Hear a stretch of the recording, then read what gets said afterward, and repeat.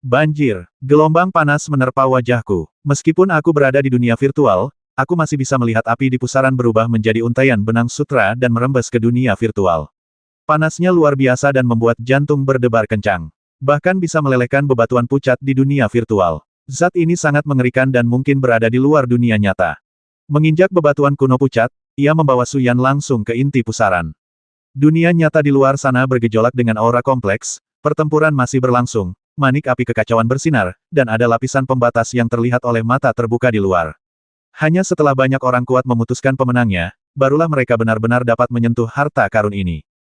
Dang dang dang, untaian pola pedang bergetar di dinding virtual, meletus dengan suara memekakkan telinga. Itu adalah pedang terbang dan niat pedang Taois Long Wu, begitu kuatnya hingga dinding pembatas pun terguncang dan hampir retak. Milikku, seorang lelaki tua dari negeri Yun meraung, dan rune memancar dari tubuhnya. Auranya sangat mengerikan. Ia membuka tangannya dan memancarkan kekuatan rune yang dipenuhi aura kuno, yang dengan paksa menembus manik api kekacauan. Tiba-tiba, manik api kekacauan bergetar dan berdengung, dan penghalang di luar terus-menerus menghilang. Manik itu hampir kehilangan perlindungan dirinya. Jangan pernah pikirkan itu, orang tua. Sabit hantu itu menebas dengan marah, dan bilah darah yang tajam merobek gelombang udara dan langsung menuju ke punggung lelaki tua itu. Monster, beraninya kau. Sekelompok master negeri Yun bergegas untuk menghabisinya, tetapi sudah terlambat. Tubuh lelaki tua itu langsung tertusuk oleh bilah sabit yang tajam. Semburan kekuatan darah dari sabit tersebut menguapkan darah dan energinya sepenuhnya, bahkan tulang-tulang yang terukir rune pun hancur. Makhluk mati setingkat Raja Sabit Hantu tidak lagi menganggap serius sihir rune semacam ini. Kekuatan darah kedua raja, Donglin dan Yunhai, meletus sepenuhnya, dengan energi darah yang kuat menyelimuti mereka. Mereka meraung dan menebaskan senjata mereka ke arah kerumunan orang Yun. Tak seorang pun mampu melawan mereka, bahkan Raja Mu dan Raja Zentian pun tak mampu menahan serangan mereka. Tertawa, jubah Bu Suanyin berkibar di belakangnya, dan lekuk tubuhnya yang anggun bergerak lincah diterpa angin kencang. Ia mengangkat jari-jarinya pelan, dan semburan energi meledak, langsung mengguncang sabit hantu itu. Ia melompat puluhan meter dengan satu langkah dan berada sangat dekat dengan mutiara api kekacauan. Cegah dan bunuh Bu Suanyin. Qi Hancuan meraung dan sekelompok raja menyerbu. Saat itu, aku juga sudah tiba. Meskipun berada di alam roh kekosongan, aku tetap mengirim pesan kepada Bu Suanyin Kak, aku dan Xiaoyan sudah di sini. Kau urus Qi Hancuan dan Gui Jian. Serahkan Donglin dan Yunhai pada kami. Bu Suanyin tidak berkata apa-apa, hanya melambaikan tangannya yang seputih salju, dan gumpalan awan merah menyala membumbung tinggi. Berdiri di depan manik api kekacauan, ia memiliki kekuatan yang tak terhentikan. Api dari cermin matahari api menyembur keluar dan menghantam pedang Qi Hancuan dengan keras.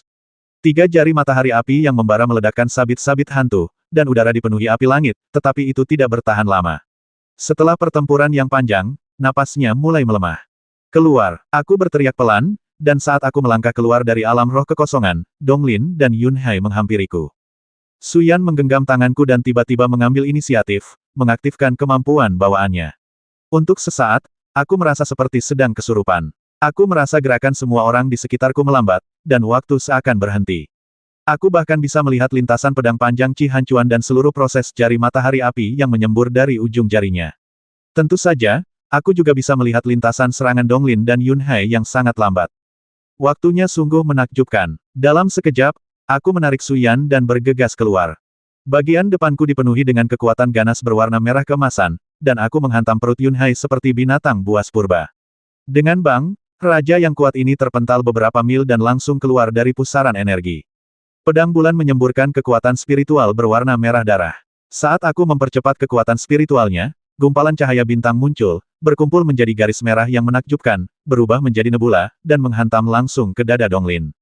Dor, kekuatan penghancur meledak, dan pedang ini menghancurkan armor darah Donglin dan langsung mengiris dagingnya.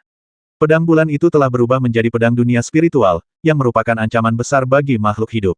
Suara puf-puf yang mengiris kulit terus terdengar, dan bahkan dengan sekali klik, pedang itu memotong salah satu tulang rusuk Donglin, tetapi untaian kekuatan darah melawan dengan sendirinya dan mulai menggoyangkan lenganku di sepanjang pedang bulan.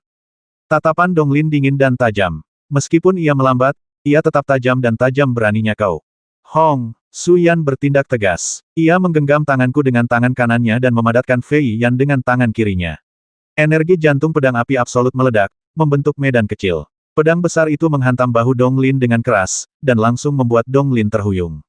Sayang sekali kekuatan serangannya kurang kuat. Hanya mengiris daging, tetapi tidak menyebabkan luka serius. Lagi pula, daya mematikan Fei Yan saat ini tidak sebanding dengan jurus pamungkasnya. Saat itu, kabut di sekitar kami tampak mulai bergerak lebih cepat. Sebaliknya, Su Yan dan aku justru melambat. Ini adalah efek samping dari bakat kami dalam mengendalikan waktu. Segala sesuatu secara alami cenderung seimbang, dan konsekuensi dari percepatan adalah perlambatan dalam waktu singkat. Berjalan, aku menggenggam tangan Su Yan dan segera melangkah kembali ke dunia virtual. Dinding dunia itu bersinar dan tak terhancurkan.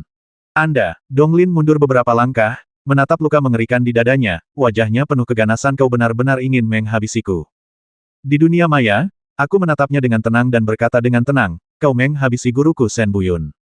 Kau pikir aku akan melupakannya cepat atau lambat? Aku akan menyelesaikan masalah ini denganmu. Sehat, Donglin berkata bagus 2 kali, otot-otot wajahnya berkedut, dan dia berkata dengan dingin, aku menunggu pembalasanmu.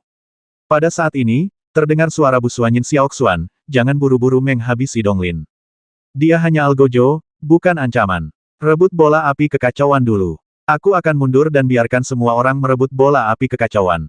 Taois bela diri naga dan para herbalis pasti akan menahan orang-orang dari kerajaan Yun dan klan kegelapan. Lalu aku akan menggunakan jari fajar dari kejauhan untuk mematahkan kekuatan terakhir bola api kekacauan. Setelah kau merebut bola api itu, kau akan segera memasuki alam roh kekosongan. Bagus. Begitu ia selesai berbicara, sepupunya mundur, meninggalkan area Chaos Fire Orb untuk semua orang. Ia bersikap seolah tak mampu menahan tekanan dari semua orang. Untuk sesaat, mata beberapa raja utama klan kegelapan membara. Qi Hanchuan, memegang pedang panjangnya, berteriak pelan, silakan. Jika kau tidak bisa mendapatkan benih suci, setidaknya bawa Chaos Fire Orb ini kembali. Itu bisa dianggap sebagai penjelasan. Sekelompok raja berlarian bagai api, kekuatan darah mereka membumbung tinggi. Bahkan beberapa penyihir darah dengan kultivasi luar biasa mencoba masuk. Salah satunya adalah Hong Yue, yang semakin cantik setelah beberapa hari tak bertemu dengannya. Taois Longwu meraung, dan sinar cahaya yang tak terhitung jumlahnya meledak dari pedang terbangnya, menghabisi semua penguasa klan kegelapan. Namun, ia terluka parah dan bahkan tidak bisa mengerahkan setengah dari kekuatannya. Serangannya dengan mudah ditangkis oleh Qi Hanchuan. Sebaliknya, Qi Hanchuan menendang Taois Longwu di udara. Ia menatap Taois Longwu yang mundur dengan mata menyala-nyala dan berbisik, aku, Qi Hanchuan, paling membenci guk-guk sepertimu seumur hidupku. Kau mewarisi garis keturunan kekaisaran roh naga dan mempraktikkan keterampilan unik dunia spiritual, tetapi kau begitu egois sehingga kau tidak peduli dengan kehidupan rakyatmu. Apa bedanya kau dengan seekor guk-guk? Qi Hanchuan memang monster, tapi omelan ini sangat memuaskan. Pendeta Tao Longwu dan lelaki tua pengumpul herbal itu sama-sama pertapa di dunia kultivasi spiritual. Mereka sangat kuat, namun, pertempuran ini benar-benar membekukan hati semua orang di dunia kultivasi spiritual. Apa bedanya para senior seperti itu dengan binatang pemakan tulang? Rajamu, Raja Zentian. Bu Suanyin mundur beberapa ratus meter, sosoknya yang anggun bermandikan api surgawi, bagaikan dewi api yang turun ke dunia fana. Ia berbisik, harta karun itu tidak boleh jatuh ke tangan orang mati. Bagaimana kalau kita bergabung dan merebut mutiara api bersama? Tatapan Rajamu tajam, memegang stalagmit rune di tangannya, auranya sangat hikmat. Ia memandang dunia spiritual mencari pekerja dan berkata dengan ringan, baiklah, klan Yun dan klan Hanmu sama-sama berasal dari garis keturunan roh naga, ayo kita bergabung. Mungkin, dia juga terkesan dengan penampilan luar biasa sepupunya tadi. Dia bertarung melawan 4 raja sendirian dan tidak dirugikan. Dia bahkan berulang kali mengalahkan lawan-lawannya. Kekuatan seperti ini sudah cukup untuk memenuhi syarat negosiasi. Rajamu dan Raja Zentian meraung, rune berjatuhan dari langit seperti hujan deras, dan mereka bertarung sengit dengan Raja Klan Kegelapan. Di saat-saat terakhir, siapapun yang mampu bertahan hingga akhir akan mendapatkan mutiara api kekacauan, sebuah harta karun. Tak seorang pun berani mengabaikannya. Sepupuku telah pergi jauh. Lagi pula, kekuatan kita terlalu lemah dibandingkan 2 suku lainnya. Kekuatan Qi Hanchuan, Mo Wang, dan yang lainnya dapat dibandingkan dengan Raja Manusia, dan hanya ada satu Bu Suanyin di dunia spiritual yang dapat menandingi mereka. Namun, ia memiliki cara menghabisi. Ia pandai menyerang tetapi tidak pandai bertahan. Ia pasti akan menderita kerugian besar dalam pertempuran yang panjang. Tepat saat semua orang saling menghabisi, cahaya dari Chaos Fire Bed mulai bergetar, dan di bawah serangan dahsyat semua orang, batasan terakhir akhirnya akan dipatahkan. Tertawa, seberkas cahaya pagi keemasan menembus kerumunan dan mendarat tepat di penghalang luar Chaos Fire Bed. Di tengah gemuruh, penghalang itu akhirnya hancur total. Kendali sepupuku atas kekuatannya sempurna. Serangan ini hanya menghancurkan penghalang itu, tetapi tidak merusak mutiara api kekacauan sedikitpun. Saat penghalang itu hancur, gumpalan aura kacau seperti kabut putih menyembur keluar dari mutiara api, yang sangat tebal dan mengejutkan orang-orang. Sekarang, pemandangan di sekitarku kembali membeku. Saat aku melangkah keluar dari alam roh kekosongan, aku melihat Cihan Chuan mengangkat pedangnya dan menyerbu ke arah mutiara api. Aliran darah menyembur keluar dari pembuluh darahnya. Matanya melihatku lebih awal, lalu menatap mutiara api, tetapi ia tak berdaya. Raja Sabit Hantu memegang sabit di tangannya, matanya terbuka lebar, dan jurang di tubuhnya meletus dengan api kematian, seolah-olah menyulut sinar api hantu, membuatnya sangat kuat, tetapi ia hanya bisa menyaksikan tanpa daya. Kecepatan Suyan dan aku saat ini telah sepenuhnya melampaui kemampuan mereka. Pah! Telapak tanganku terasa panas membara, dan Chaos Fire Bat ada di tanganku. Begitu aku mendapatkan manik api itu, kekuatan spiritual melonjak, membungkusnya, dan mengirimkannya ke cincin tulang ruang angkasa. Namun, dalam waktu kurang dari satu tarikan napas, gemuruh seperti guntur tiba-tiba datang dari langit, dan kemudian Suyan dan aku tak bisa bergerak. Untaian rune muncul di sekitar kami seperti sulur spiritual, menahan kami. Bagaimana mungkin seseorang bisa mematahkan kendali waktu? Mati kau, makhluk kecil. Itu Raja Zentian. Dia telah memasang semacam batasan, bahkan mengunci ruang. Aku bahkan tak bisa merasakan napas dunia spiritual virtual. Aku buru-buru mengaktifkan jubah bintang, merasakan hawa dingin di hatiku. Raja Surgawi memegang tombak rune di tangannya, wajahnya dipenuhi rasa jijik. Tulang rune asli dari alam roh kekosongan adalah salah satu harta paling berharga di istana Raja Surgawiku. Apa kau benar-benar berpikir tak seorang pun bisa menghancurkan alam roh kekosonganmu? Di kejauhan, Bu Suanyin berubah menjadi api yang berkobar dan menyerang dengan suara dingin murong bai, kau berani menyentuh saudaraku. Raja Zentian menebaskan tombaknya dengan raungan yang dahsyat, orang menyebalkan kecil ini menghabisi putra keduaku.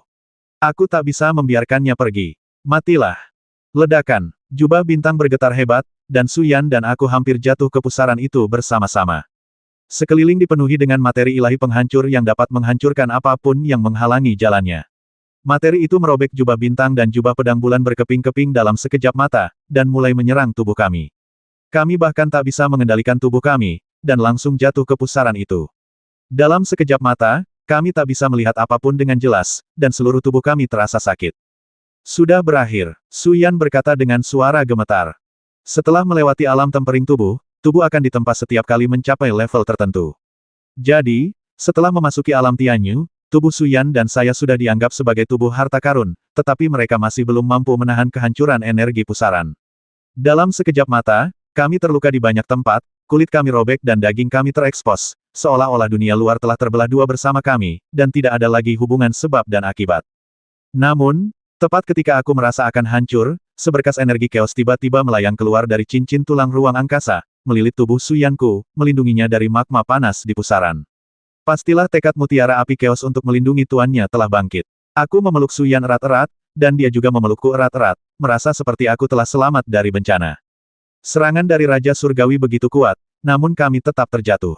Mencicit, ruang di sekitarnya terdistorsi, dan untaian energi yang kuat menyembur keluar, membuat orang merasa tercekik. Kekuatan Raja Zentian yang membatasi menghilang, dan aku bisa melangkah ke dunia virtual lagi. Tanpa ragu, aku membawa Suyan ke dunia virtual dan terus tenggelam di ruang paralel. Ada napas samar yang keluar dari tanah, ada yang aneh. Menabrak, lapisan tipis kabut abu-abu muda menghalangi intrusi energi pusaran. Di bawahnya terbentang sebuah dunia kecil. Saat Suyan dan aku memasuki dunia kecil ini, kami tak kuasa menahan rasa takjub. Bagaimana mungkin ada keajaiban seperti itu di bawah pohon anggur suci? Dunia kecil itu luas, seperti dunia lain. Dinding-dinding batunya dipenuhi permata-permata indah, termasuk kristal glasial berharga, kristal naga langit, dan kristal awan ungu. Suyan membuka mulutnya sedikit, menatap monster besar tak jauh darinya, amat terkejut. Jauh di bawah tanah, rimpang besar membentang di konsentrat batu permata, berakar dalam di berbagai batu spiritual, tetapi ia telah layu, kulitnya telah terkelupas, saripati dalam rimpang telah hilang, dan ia telah kehilangan vitalitasnya sepenuhnya. Ini akar pohon anggur suci, kataku dengan yakin. Pergi dan lihatlah.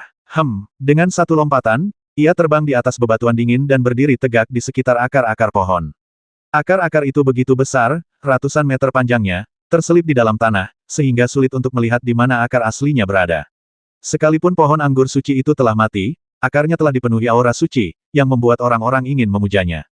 Tunggu, jangan mendekat. Tiba-tiba aku meraih tangan Suyan dan melihat dari kejauhan. Ada cahaya redup berkelap-kelip di dekat akar pohon. Itu adalah serangkaian formasi terlarang. Aku tak menyangka ada begitu banyak penghalang terlarang di sini. Su Yan mengerutkan kening. Karena akarnya sudah mati, mengapa memasang begitu banyak batasan pohon anggur ilahi sangat berhati-hati. Apa ia takut orang lain akan mencuri akar spiritualnya? Belum tentu. Aku menggelengkan kepala dan berkata, kalau kau perhatikan baik-baik, batasan di sini berlapis-lapis, sangat kompleks, bahkan lebih banyak dan lebih kuat daripada batasan yang mengelilingi benih ilahi. Kecuali untuk melindungi sesuatu yang sangat berharga, apa perlu menggunakan begitu banyak batasan? Mata indah Su Yan penuh dengan kecerdasan. Ia tiba-tiba membuka mulut dan berkata, pembatasan ini membuatku merasa familiar. Perasaan yang familiar. Aku tak kuasa menahan tawa. Batasan ini tak bisa ditembus dalam waktu singkat, bahkan oleh orang selevel Yue Ling sekalipun. Bisakah kau menembusnya? Kalau bisa, aku akan memanggilmu Suster Su mulai sekarang. Benarkah dia memiringkan kepalanya dan terkekeh? Sebenarnya, kami para praktisi spiritual tidak pernah berbohong.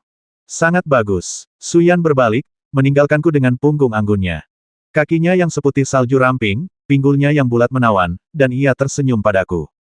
Ia benar-benar seperti goblin kecil. Ia tampak sedikit takut, tetapi juga sedikit penuh harap.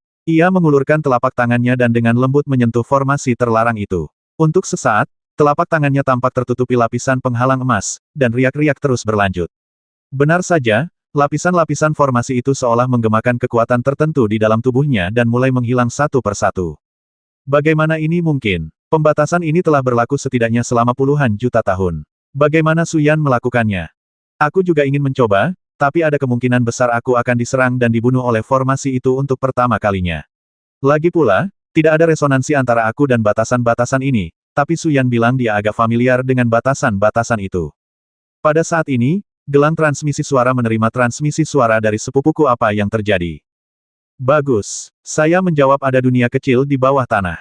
Xiaoyan dan saya sedang mencoba menciptakan sesuatu, dan mungkin kami akan mendapatkan sesuatu yang lain.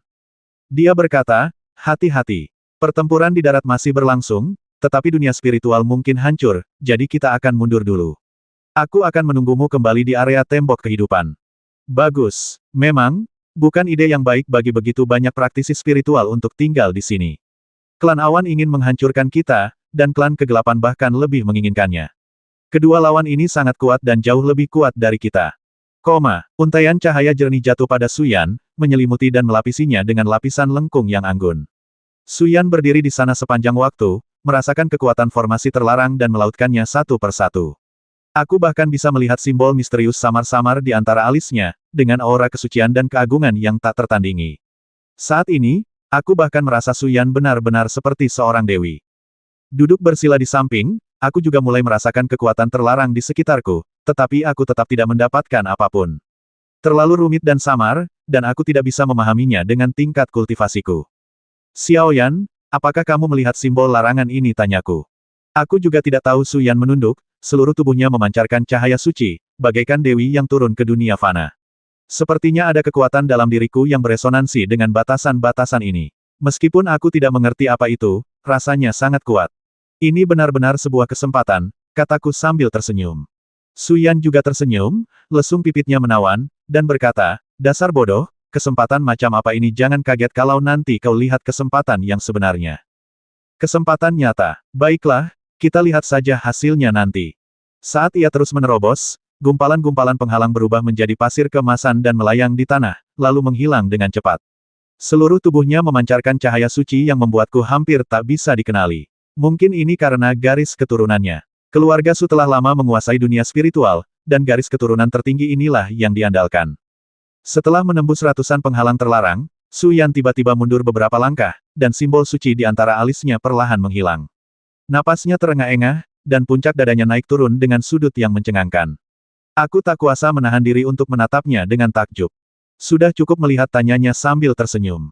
Aku tak pernah bosan. Aku penuh percaya diri, diam-diam gembira dalam hati, dan berseru tulus, calon menantuku punya bentuk tubuh yang sangat bagus. Wajah cantik Su Yan langsung memerah, dan ia berkata sambil tersenyum, omong kosong. Datang dan lihatlah peluang unik di balik larangan ini. Aku melangkah maju dan melihat akar-akar pohon anggur suci terus mengelupas, menjadi lapisan-lapisan serbuk gergaji dan kulit mati, memancarkan napas suci yang kuat. Dan tepat di bawah lapisan-lapisan kulit mati itu, akar yang tidak terlalu tebal masih mempertahankan warna kuning muda. Substansi spiritualnya belum benar-benar mati. Pandanganku terarah ke bawah menyusuri akar itu, dan tiba-tiba aku melihat pemandangan yang luar biasa dengan sinar cahaya warna-warni di tengah kegelapan. Itu buah dengan tekstur bening dan cahaya ilahi. Benih ilahi. Sesaat, jantungku hampir berhenti berdetak.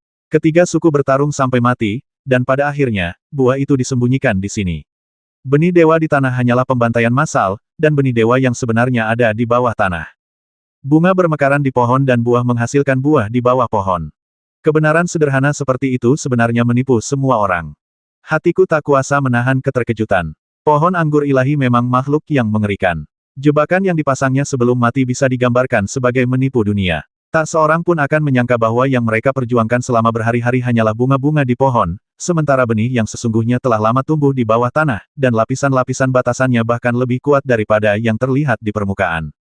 Benih ilahi itu bagaikan permata sebesar wastafel, berkilau bak giok dan megah. Ketika aku mengulurkan tangan dan mengusapnya dengan lembut, ada napas kuno yang beresonansi denganku, bahkan menghasilkan sedikit resonansi.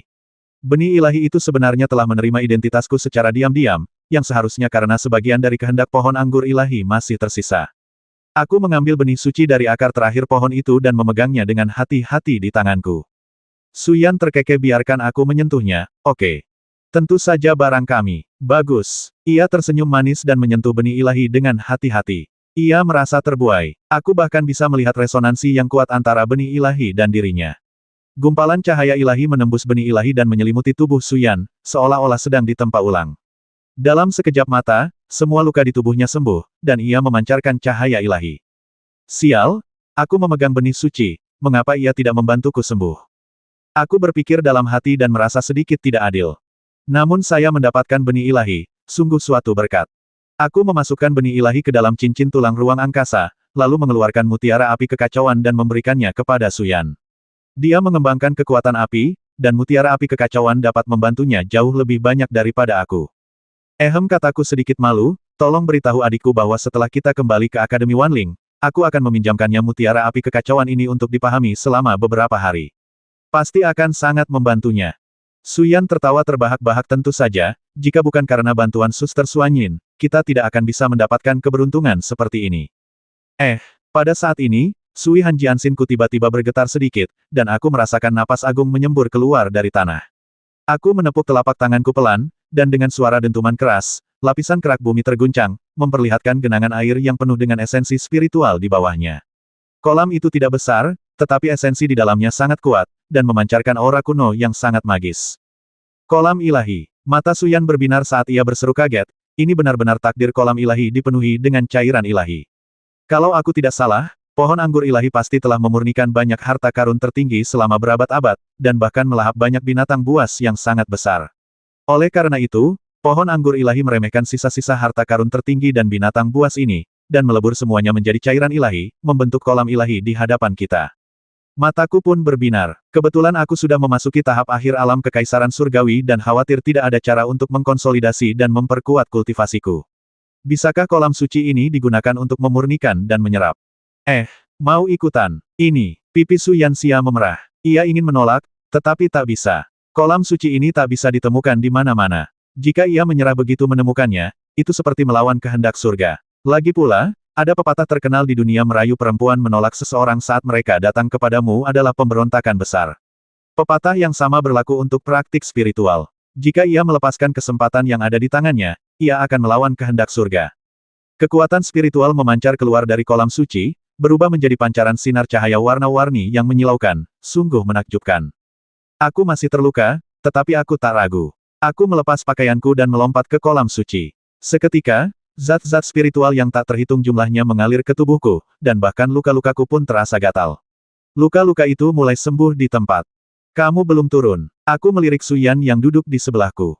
Wajahnya memerah mengapa kamu tidak memalingkan muka. Bukannya aku belum pernah melihatnya sebelumnya. Bagaimana mungkin ini sama wajahnya semakin memerah. Tetapi demi latihan, dia tidak punya pilihan selain menanggalkan pakaiannya. Aku berbalik dan mendengar suara gemerisik orang-orang melepas pakaian mereka. Saat membayangkannya sejenak, aku merasakan darah mengalir deras ke tubuhku dan aku hampir tak bisa bernapas. Baiklah, kamu bisa berbalik sekarang, katanya. Aku berbalik dan mendapati ia telah menanggalkan semua pakaiannya dan tenggelam ke dalam kolam suci. Di antara kabut awan, Aku hanya bisa samar-samar melihat bagian di atas bahunya yang tersingkap di atas permukaan cairan spiritual. Bagian dirinya yang paling menarik justru terbenam di dalam kolam suci. Matanya berbinar-binar dan ia menatapku dengan geli. Tadinya aku ingin memanfaatkan kesempatan itu untuk melihat sosoknya yang gagah, tetapi kini aku merasa sedikit malu dengan kedua matanya yang indah, dan perasaan malu pun memenuhi hatiku. Jangan menatapku seperti itu membuatku merasa malu, kataku. Ia tertawa terbahak-bahak, dengan sikap yang cukup menawan dan anggun, lalu berkata sambil tersenyum bagaimana mungkin Tuan Bu kita, yang kulitnya setebal tembok kota, merasa malu sungguh sebuah keajaiban. Aku terbatuk dan berkata, Xiao Yan, kau memprovokasiku. Jangan lupa kita berdua terbuka di kolam yang sama. Apa kau tidak takut aku akan menghabisimu di tempat jika kau memprovokasiku seperti ini? Ah, Su Yan membuka mulutnya sedikit, seolah-olah ia mempercayainya. Ia tampak sedikit gugup, mundur sedikit, dan berkata dengan ragu, kau tidak akan percaya, aku percaya padamu. Sayangnya, kolam suci itu tidak besar, dan cairan suci itu sangat berharga. Pohon anggur suci hanya mampu menghasilkan sebanyak ini selama bertahun-tahun, jadi sejauh apapun Su Yan mundur, ia tidak bisa mundur kemanapun. Kabut mengepul, dan aliran esensi spiritual yang tak tertandingi terserap ke dalam tubuhku. Aku mulai berkonsentrasi berlatih, memurnikan energi dahsyat ini untuk memperkuat fondasi tubuh fisikku.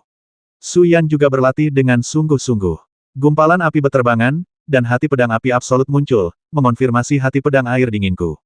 Berlatih bersama, ada perasaan halus yang berbeda, seolah-olah kami bisa mencapai hasil 2 kali lipat dengan setengah usaha. Aku tidak tahu berapa lama, tapi tiba-tiba, Su Yan membuka matanya, menatapku melalui kabut, dan bergumam, Bu Yixuan. Dia jarang meneleponku seperti ini dan serius menanggapinya. Ada apa tanyaku? Matanya sayup-sayup saat ia berkata, baru saja ketika aku menerobos penghalang yang mengelilingi akar pohon anggur dewa, aku seperti melihat sesuatu yang bahkan tak dapat kupahami. Oh, apa yang terjadi saya bingung. Ia tersenyum dan berkata, aku tiba-tiba menyadari betapa aku begitu bergantung padamu sebelumnya, sampai-sampai aku hampir lupa arahku sendiri. Apa yang kulihat saat aku melanggar batasan tadi sangat menyentuhku, jadi aku merasa telah menemukan arah baru. Aku ingin bekerja keras sendiri dan menempa jalan yang menjadi milikku.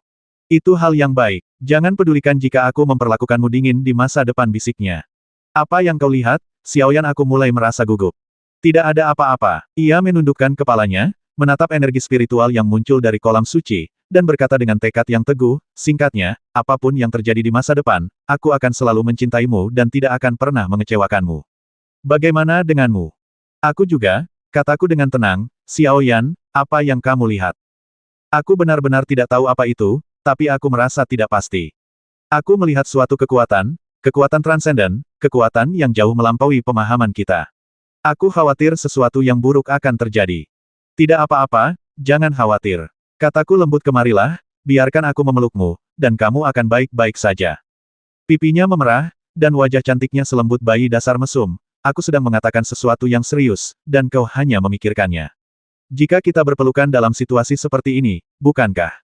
Sebagai praktisi spiritual, kita merampas kekayaan langit dan bumi, menyerap cahaya matahari dan bulan, dan mengikuti gerak alami langit dan bumi.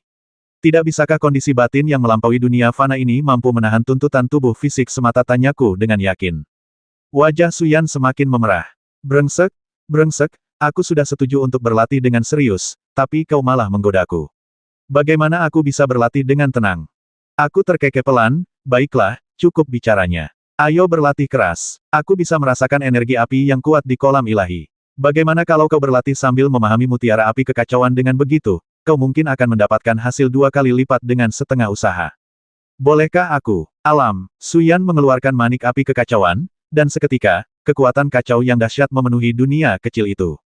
Bahkan gumpalan aura kacau yang tampak pun mengalir ke dalam kolam suci. Mata indah Su Yan melebar, dan kekuatan dahsyat yang tak terbayangkan mengalir ke dalam tubuhnya. Ia buru-buru tidak berani berkata apa-apa, menahan napas dan berkonsentrasi memurnikan energi api kekacauan. Bukan hanya dia, tapi aku juga. Energi cairan ilahi yang larut dalam energi chaos meresap ke dalam tubuhku, dan aku merasa seolah-olah ingin mengambil alih dan menguasainya. Energi itu mengalir deras dan menderu melalui pembuluh darahku, ingin sepenuhnya mengendalikan tubuhku. Sesaat, aku merasa seperti sedang menghadapi musuh besar, dan seluruh tubuhku gemetar. Jika aku tidak menekan energi chaos ini, aku akan berada dalam bahaya meledak dan mati. Betapa mengerikannya itu. Aku mengerahkan segenap tenagaku, jantung pedang Sui Han bergerak dengan terang, air di kolam terus menguap dan naik, tubuhku perlahan-lahan muncul dari air, sinar cahaya menyala-nyala, tanda-tanda solusi sejati dari strategi pertempuran di tubuhku muncul, memancarkan cahaya yang menyala-nyala, dan benar-benar mulai bergetar untuk menekan energi kacau, tubuhku dengan cepat menjadi medan perang, semua jenis arus udara terus-menerus berterbangan. Hal yang sama berlaku untuk Su Yan. Ia juga sedang menghadapi pertempuran Qi. Ia berlutut di tengah kabut, seluruh tubuhnya memancarkan cahaya yang menyala-nyala. Sinar cahayanya menggambarkan lekuk tubuhnya yang begitu anggun dan bergerak. Sudut-sudutnya yang bergelombang sungguh menakjubkan, bak Dewi sempurna di nirvana, indah dan memukau. Tetaplah tenang dan teruslah memperbaiki energi yang kacau. Manik api kekacauan itu seakan menyusut dalam sekejap, dan separuh lingkaran energi raksasa ini diberikan kepadaku, menyebabkan ribuan gelombang di tubuhku. Tanda solusi sejati seni perang dan penaklukan bersinar terang, berkedip-kedip tak menentu. Aku berusaha sekuat tenaga untuk menekan energi kekacauan itu, menyempurnakannya sedikit demi sedikit, menjadikannya bagian dari tubuhku. Energi kekacauan ini sangat mengerikan, dan kekuatannya bahkan melampaui kekuatan jurus pamungkas tingkat destruktif. Ia juga merupakan kekuatan misterius yang diwarisi dari zaman kuno. Setelah disempurnakan, ia akan membawa manfaat tak terbatas. Entah berapa lama waktu telah berlalu, tetapi seluruh tubuh menjadi berkilau, dan kecemerlangan 7 tanda solusi sejati untuk seni perang dan penaklukan meredup drastis, sementara energi chaos menyatu dengan darah, tulang, dan daging, seolah-olah telah up dan mulai benar-benar mengidentifikasi diri dengan sang master. Bahkan lebih dari separuh energi chaos menyatu langsung dengan tanda solusi sejati untuk seni perang dan penaklukan. Berdengung. Dengan telapak tangan terangkat, seekor Pegasus merah menyala terbang melintasi langit dengan kekuatan kuda yang tak tertandingi. Namun, kekuatan kuda yang dahsyat ini benar-benar berbeda dari yang sebelumnya. Ia memiliki tambahan aura kekacauan dan Taoisme. Kekuatannya sungguh aneh dan tak terlukiskan. Sungguh sebuah keberuntungan yang luar biasa. Kekuatan solusi sejati dari teknik pertempuran yang terintegrasi dengan energi kekacauan meningkat pesat, dan sudah menunjukkan kecenderungan yang sebanding dengan keterampilan ilahi. Saya sangat gembira. Cairan spiritual dari kolam ilahi yang dipadukan dengan energi mutiara api kekacauan telah memungkinkan saya mencapai lompatan kualitatif. Ki dalam tubuh saya telah terkonsolidasi, dan bahkan jantung pedang Sui Han pun sangat stabil. Ia tidur nyenyak di kedalaman reruntuhan roh, sepenuhnya beradaptasi dan menyatu dengan tubuh ini. Air di kolam suci hampir menguap, dan kabut pun mengepul. Su Yan masih berlutut di sana, dengan lapisan-lapisan kekuatan api yang menyelimuti tubuhnya. Api ini luar biasa, dan benar-benar berbeda dari kekuatan pedang api absolut sebelumnya. Api ini memiliki aura yang sangat halus dan agung, yang merupakan energi chaos. Jika sebelumnya Su Yan memiliki api biasa, maka yang bisa ia rangsang sekarang adalah api chaos dengan fondasi yang mendalam. Yang menyebalkan adalah api yang kacau ini begitu pekat, menyelimuti tubuh Su Yan, sehingga aku hanya bisa melihat lekuk tubuh dan sosoknya secara umum, dan tidak bisa mengamatinya secara detail. Hatiku terasa sangat kesal. Kesempatan yang bagus. Ia turun ke darat, mengenakan pakaiannya, dan melindungi Su Yan, mengamati dengan tenang. Seluruh tubuhnya seputih giok, kulitnya sehalus bayi, dan ia memancarkan aura yang hidup, hampir 2 kali lebih kuat dari sebelumnya. Jantung pedang api absolut jernih, dan berubah menjadi naga api untuk melindunginya. Saat ini, Su Yan bagaikan sebuah karya seni, cerdik dan indah, perpaduan antara keindahan dan keanggunan. Cuma nonton kayak gini, tanyanya tiba-tiba sambil senyum-senyum bercanda. Aku berbalik dan berkata, kemarilah dan berpakaian. Tak lama kemudian, dia berbisik, berbaliklah.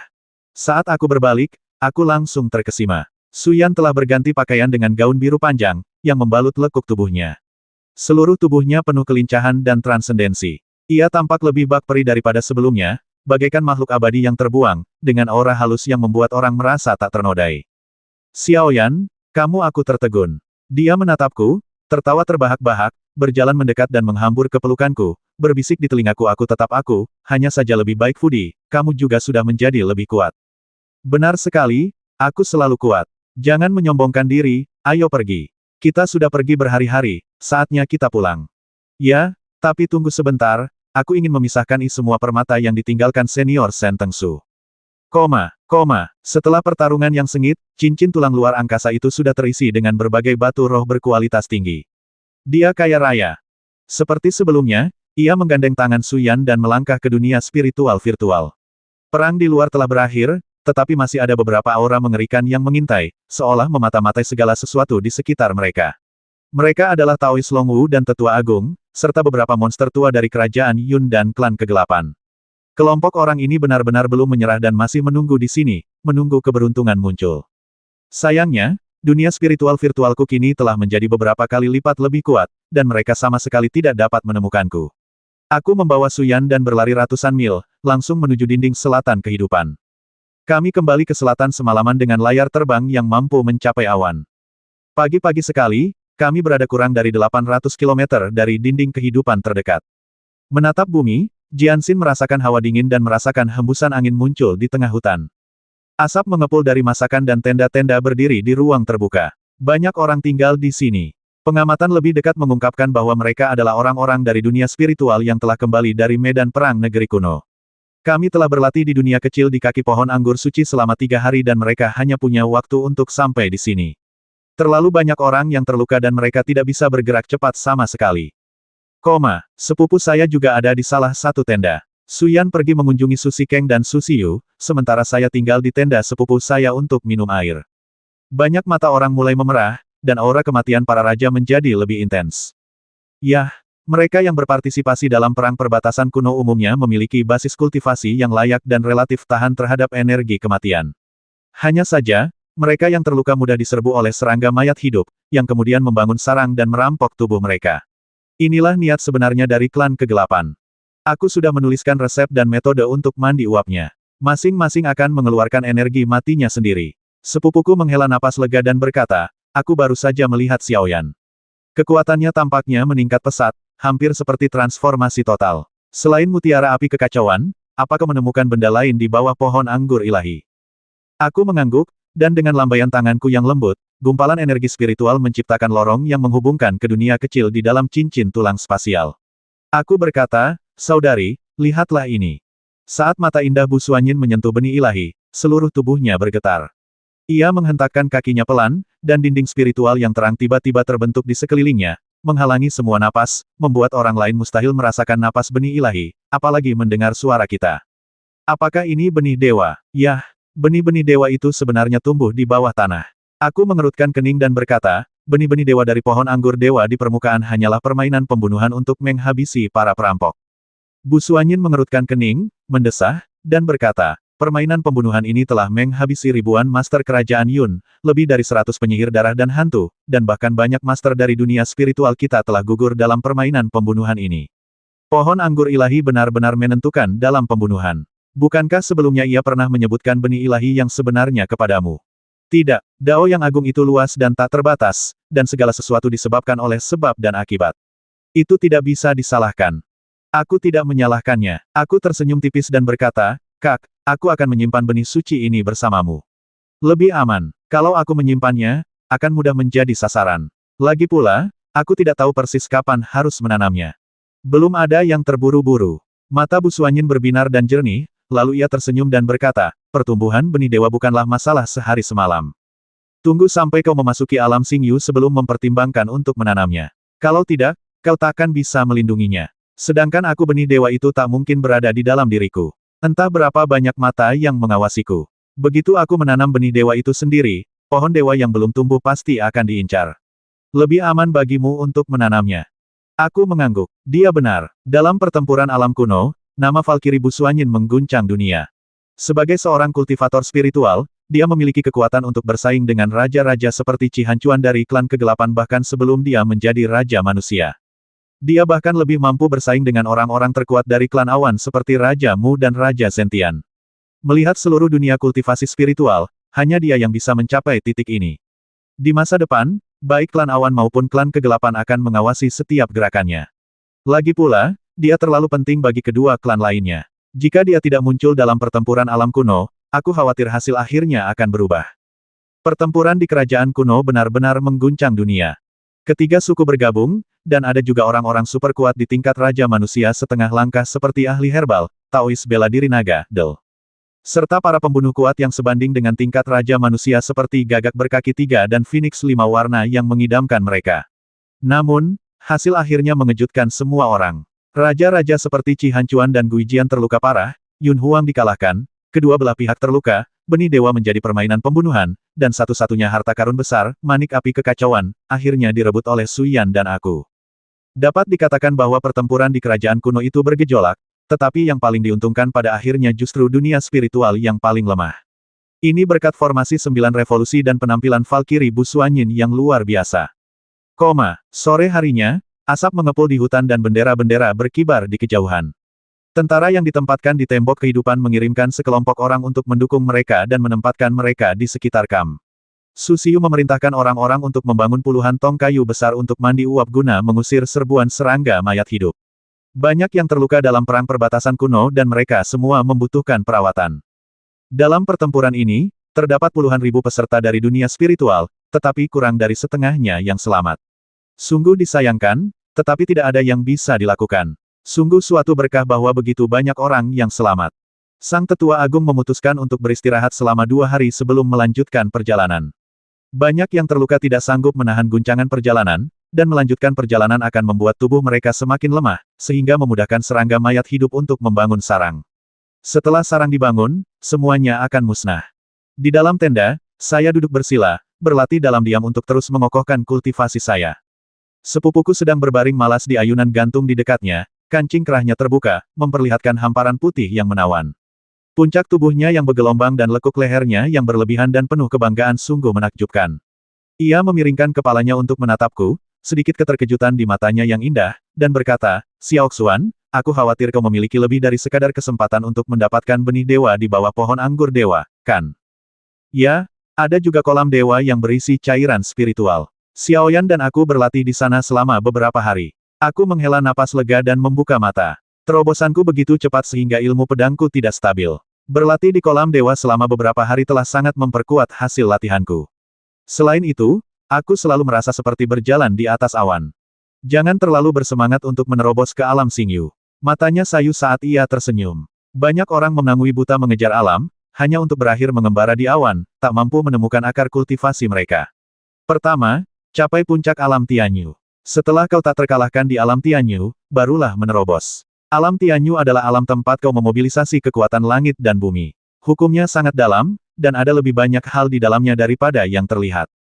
Baiklah, aku mengerti. Su Xikeng dan Su Xiu sama-sama terluka dalam pertempuran ini. Ayo kita temui mereka nanti. Lagi pula, kau dan Xiaoyan punya hubungan khusus. Mereka sudah seperti orang tuamu. Aku akan pergi bersamamu. Saat malam tiba, kami keluar dari tenda dan menuju ke perkemahan keluarga Su yang tak jauh dari sana. Daerah sekitarnya dipenuhi oleh pengawal naga darah dan prajurit korps perbatasan. Su Xikeng memiliki identitas khusus, ketua aliansi 100 orang suci dan perdana menteri federasi. Terlalu banyak orang yang ingin menggantikannya, jadi kami harus berhati-hati. Tenda besar itu masih berkabut. Su Xikeng baru saja mengusir serangga-serangga mayat hidup itu. Kain kasa di lengannya berwarna merah cerah, dan dilihat dari noda darahnya, sepertinya darahnya telah dihalau. "Xiao Xuan, kau di sini." Dia tersenyum tipis, napasnya tenang, dan dia sudah jauh lebih pulih.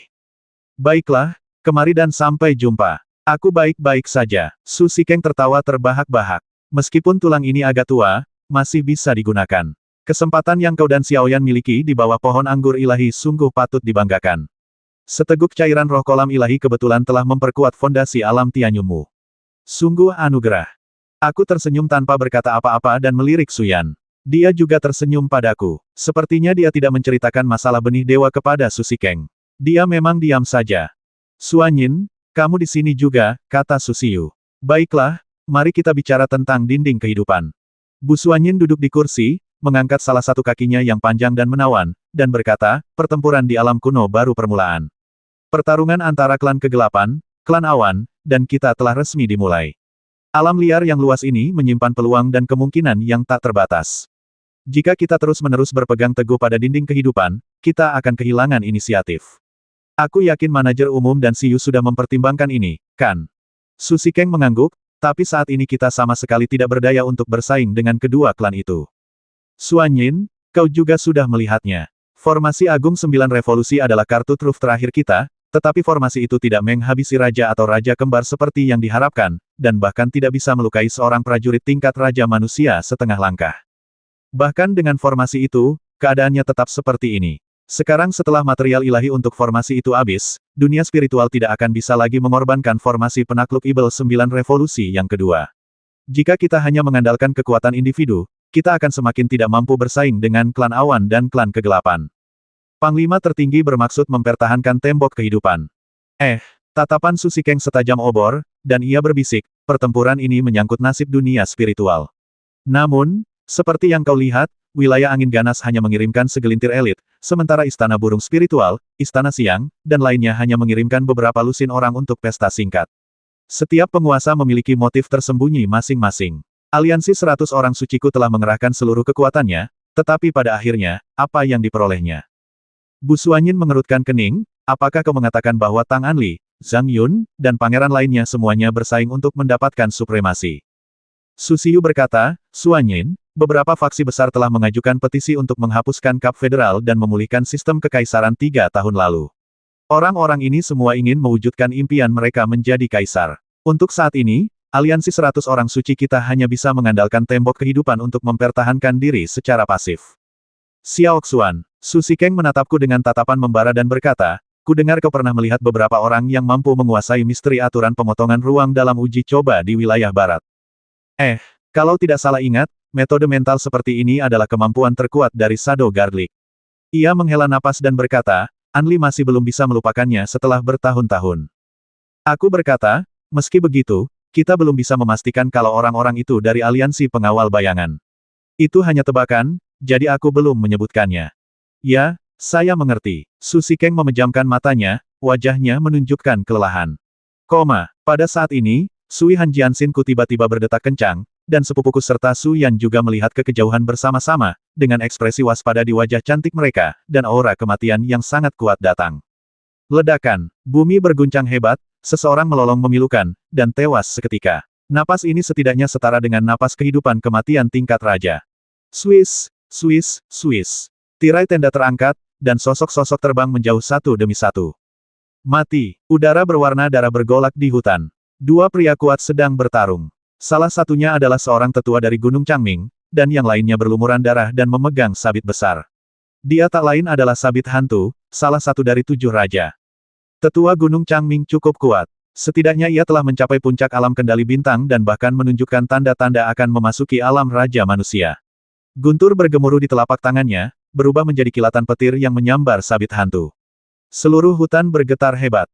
Makhluk jahat, apa kau pikir tak ada seorang pun di dunia spiritualku? Ia meraung, jubahnya berkibar-kibar seperti dewa yang turun. Goskite menyeringai ganas, sabit di tangannya memancarkan darah, dan dunia kecil di dalam tubuhnya dipenuhi jurang tak terhitung yang menyemburkan api kematian. Ia tertawa terbahak-bahak dan berkata, aku tak bisa menghabisimu dalam perang kerajaan kuno, Pak Tua. Kali ini, aku akan menghancurkanmu menjadi abu.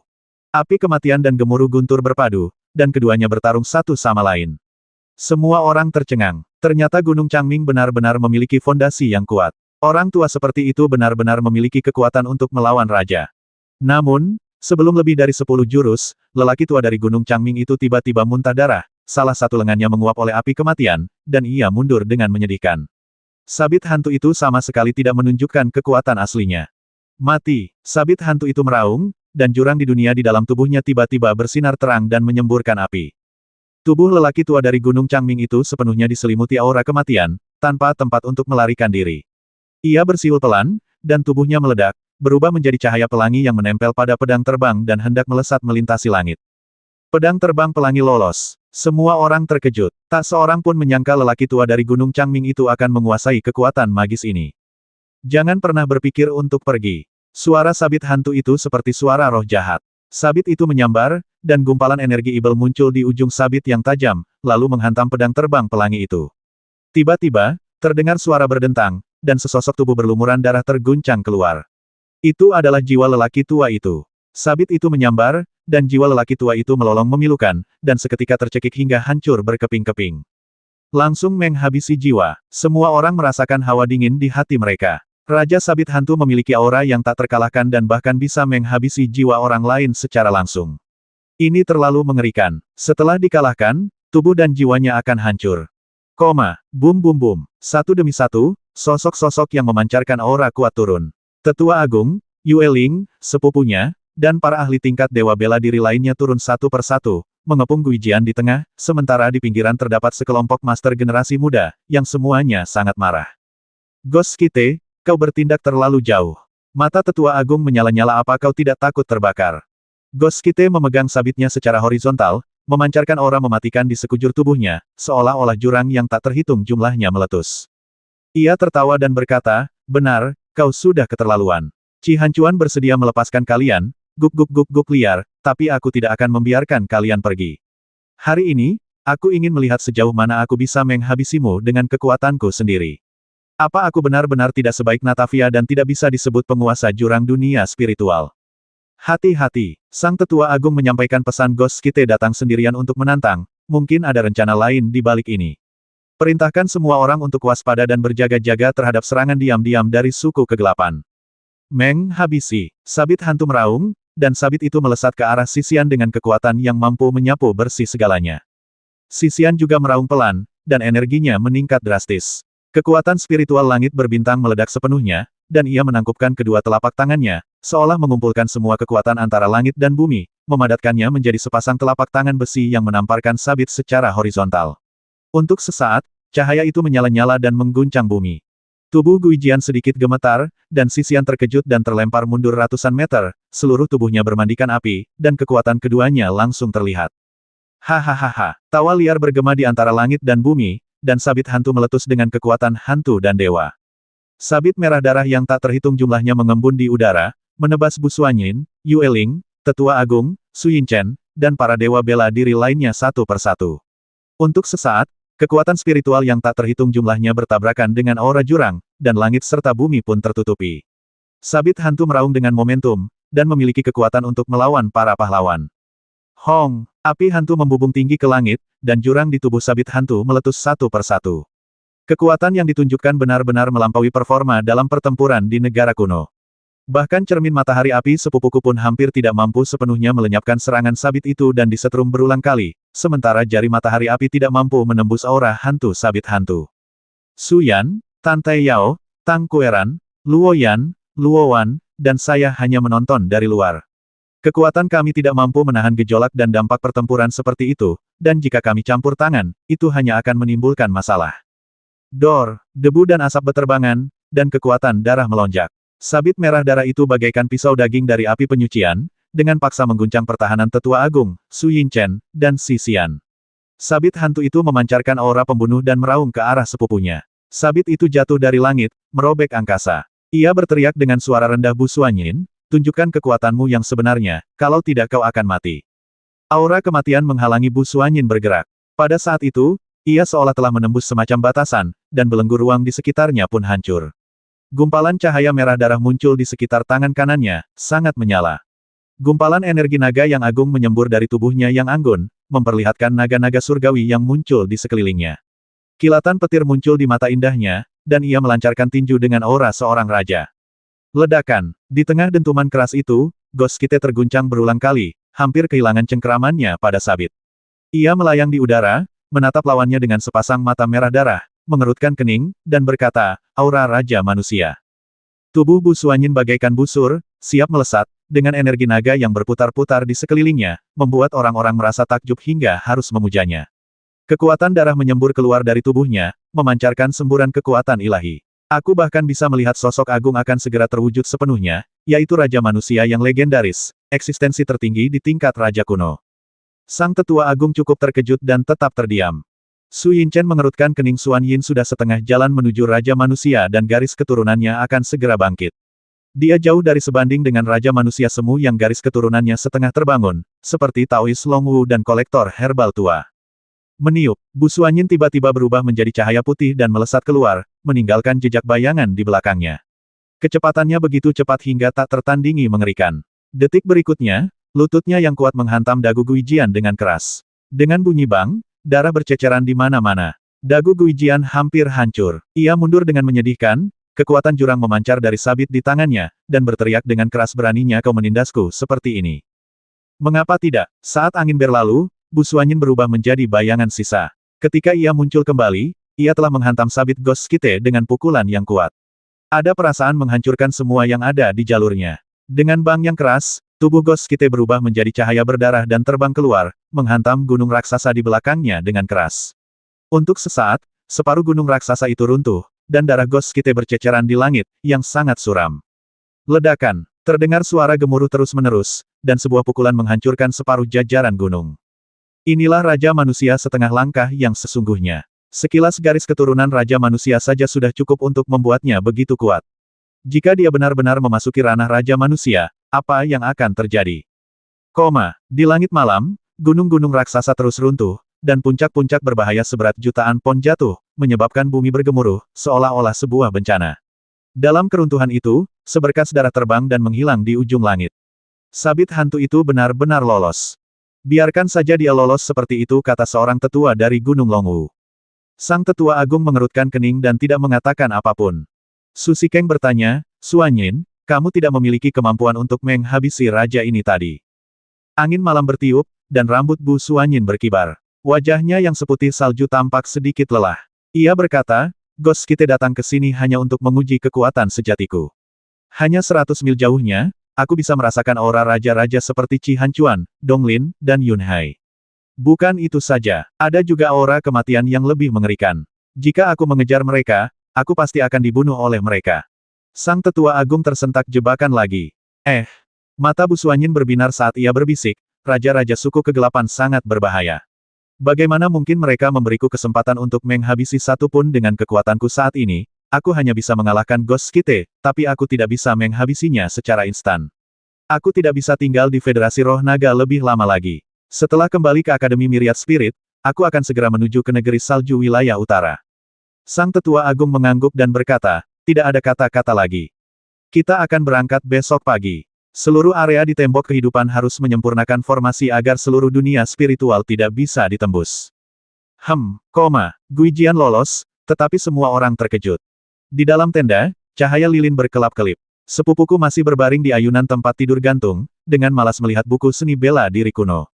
Aku mendirikan tempat tidur gantung lain dan berbaring di sana, tetapi hatiku gelisah. Tanyakan saja apa saja yang ingin kamu tanyakan, katanya sambil tersenyum. Apa yang terjadi di utara, tanyaku.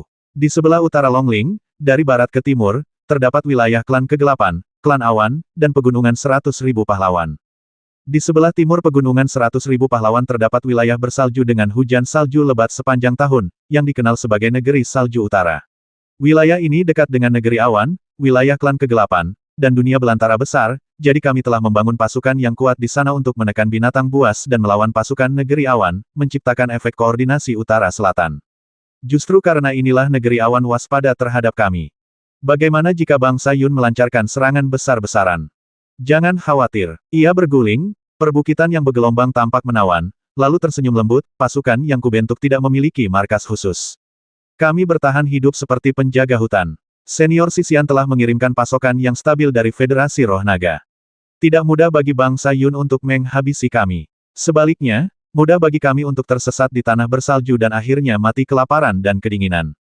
Saya ragu untuk berbicara. Ia seakan bisa membaca pikiranku dan tersenyum, kau punya jalanmu sendiri. Sekarang benih suci ada di tanganmu. Ketika kau cukup kuat, benih suci ini akan membantumu menciptakan dunia tanah suci. Kekuatan itu akan jauh lebih unggul daripada kerajaan utara. Aku menantikannya. Tanah suci, ya, tidakkah menurutmu dunia ini seharusnya memiliki tanah yang murni? Mungkin, tidurlah, kita harus kembali ke Akademi Wanling besok. Keesokan harinya, ketika cahaya pagi menyingsing, sekelompok besar orang berangkat meninggalkan hutan belantara dan kembali ke dunia spiritual. Suyan memberikan manik api keos yang tersisa, yang lebih tipis, kepada sepupunya, yang langsung mengejutkannya. Manik api keos adalah harta karun, dan bahkan merupakan harta langka bagi mereka yang mempraktikkan kekuatan spiritual api. 3 hari kemudian, angin bertiup di halaman. Matahari bersinar, hutan bambu di samping bangunan kecil bergoyang, dan semburat aroma bunga dan tanaman datang dari kejauhan, penuh dengan nuansa musim gugur. Semuanya seperti biasa.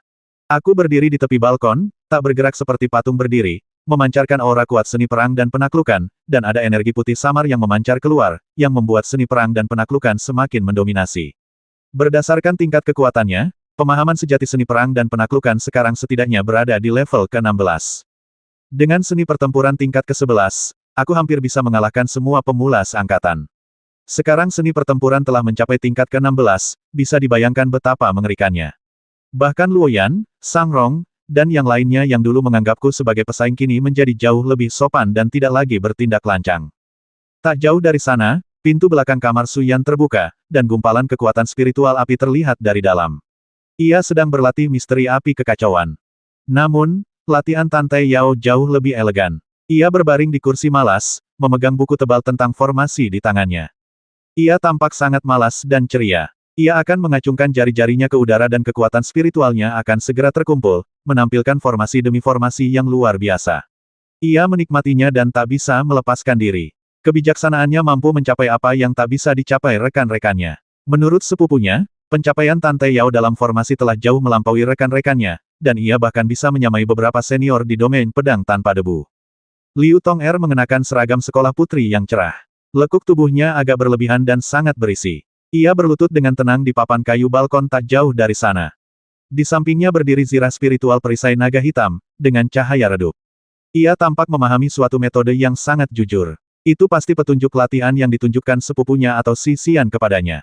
Sikat, mengikuti hembusan angin sepoi-sepoi, sesosok rupawan muncul di balkon. Tang Kueran tiba, memegang busur Changlan di tangannya. Dengan raut wajah bingung dan bibir cemberut, ia menghampiri dan berkata, "Tuan Bu." Aku menyilangkan tangan, dan secercah seni pertempuran muncul. Seekor kuda ganas berlari kencang melintasi langit, seekor naga suci menjulang, dan aura yang luar biasa muncul. Aku menoleh ke arahnya dan berkata sambil tersenyum, "Kueran, ada apa?" Wakil Presiden dan guru sisian sudah pergi ke negeri utara.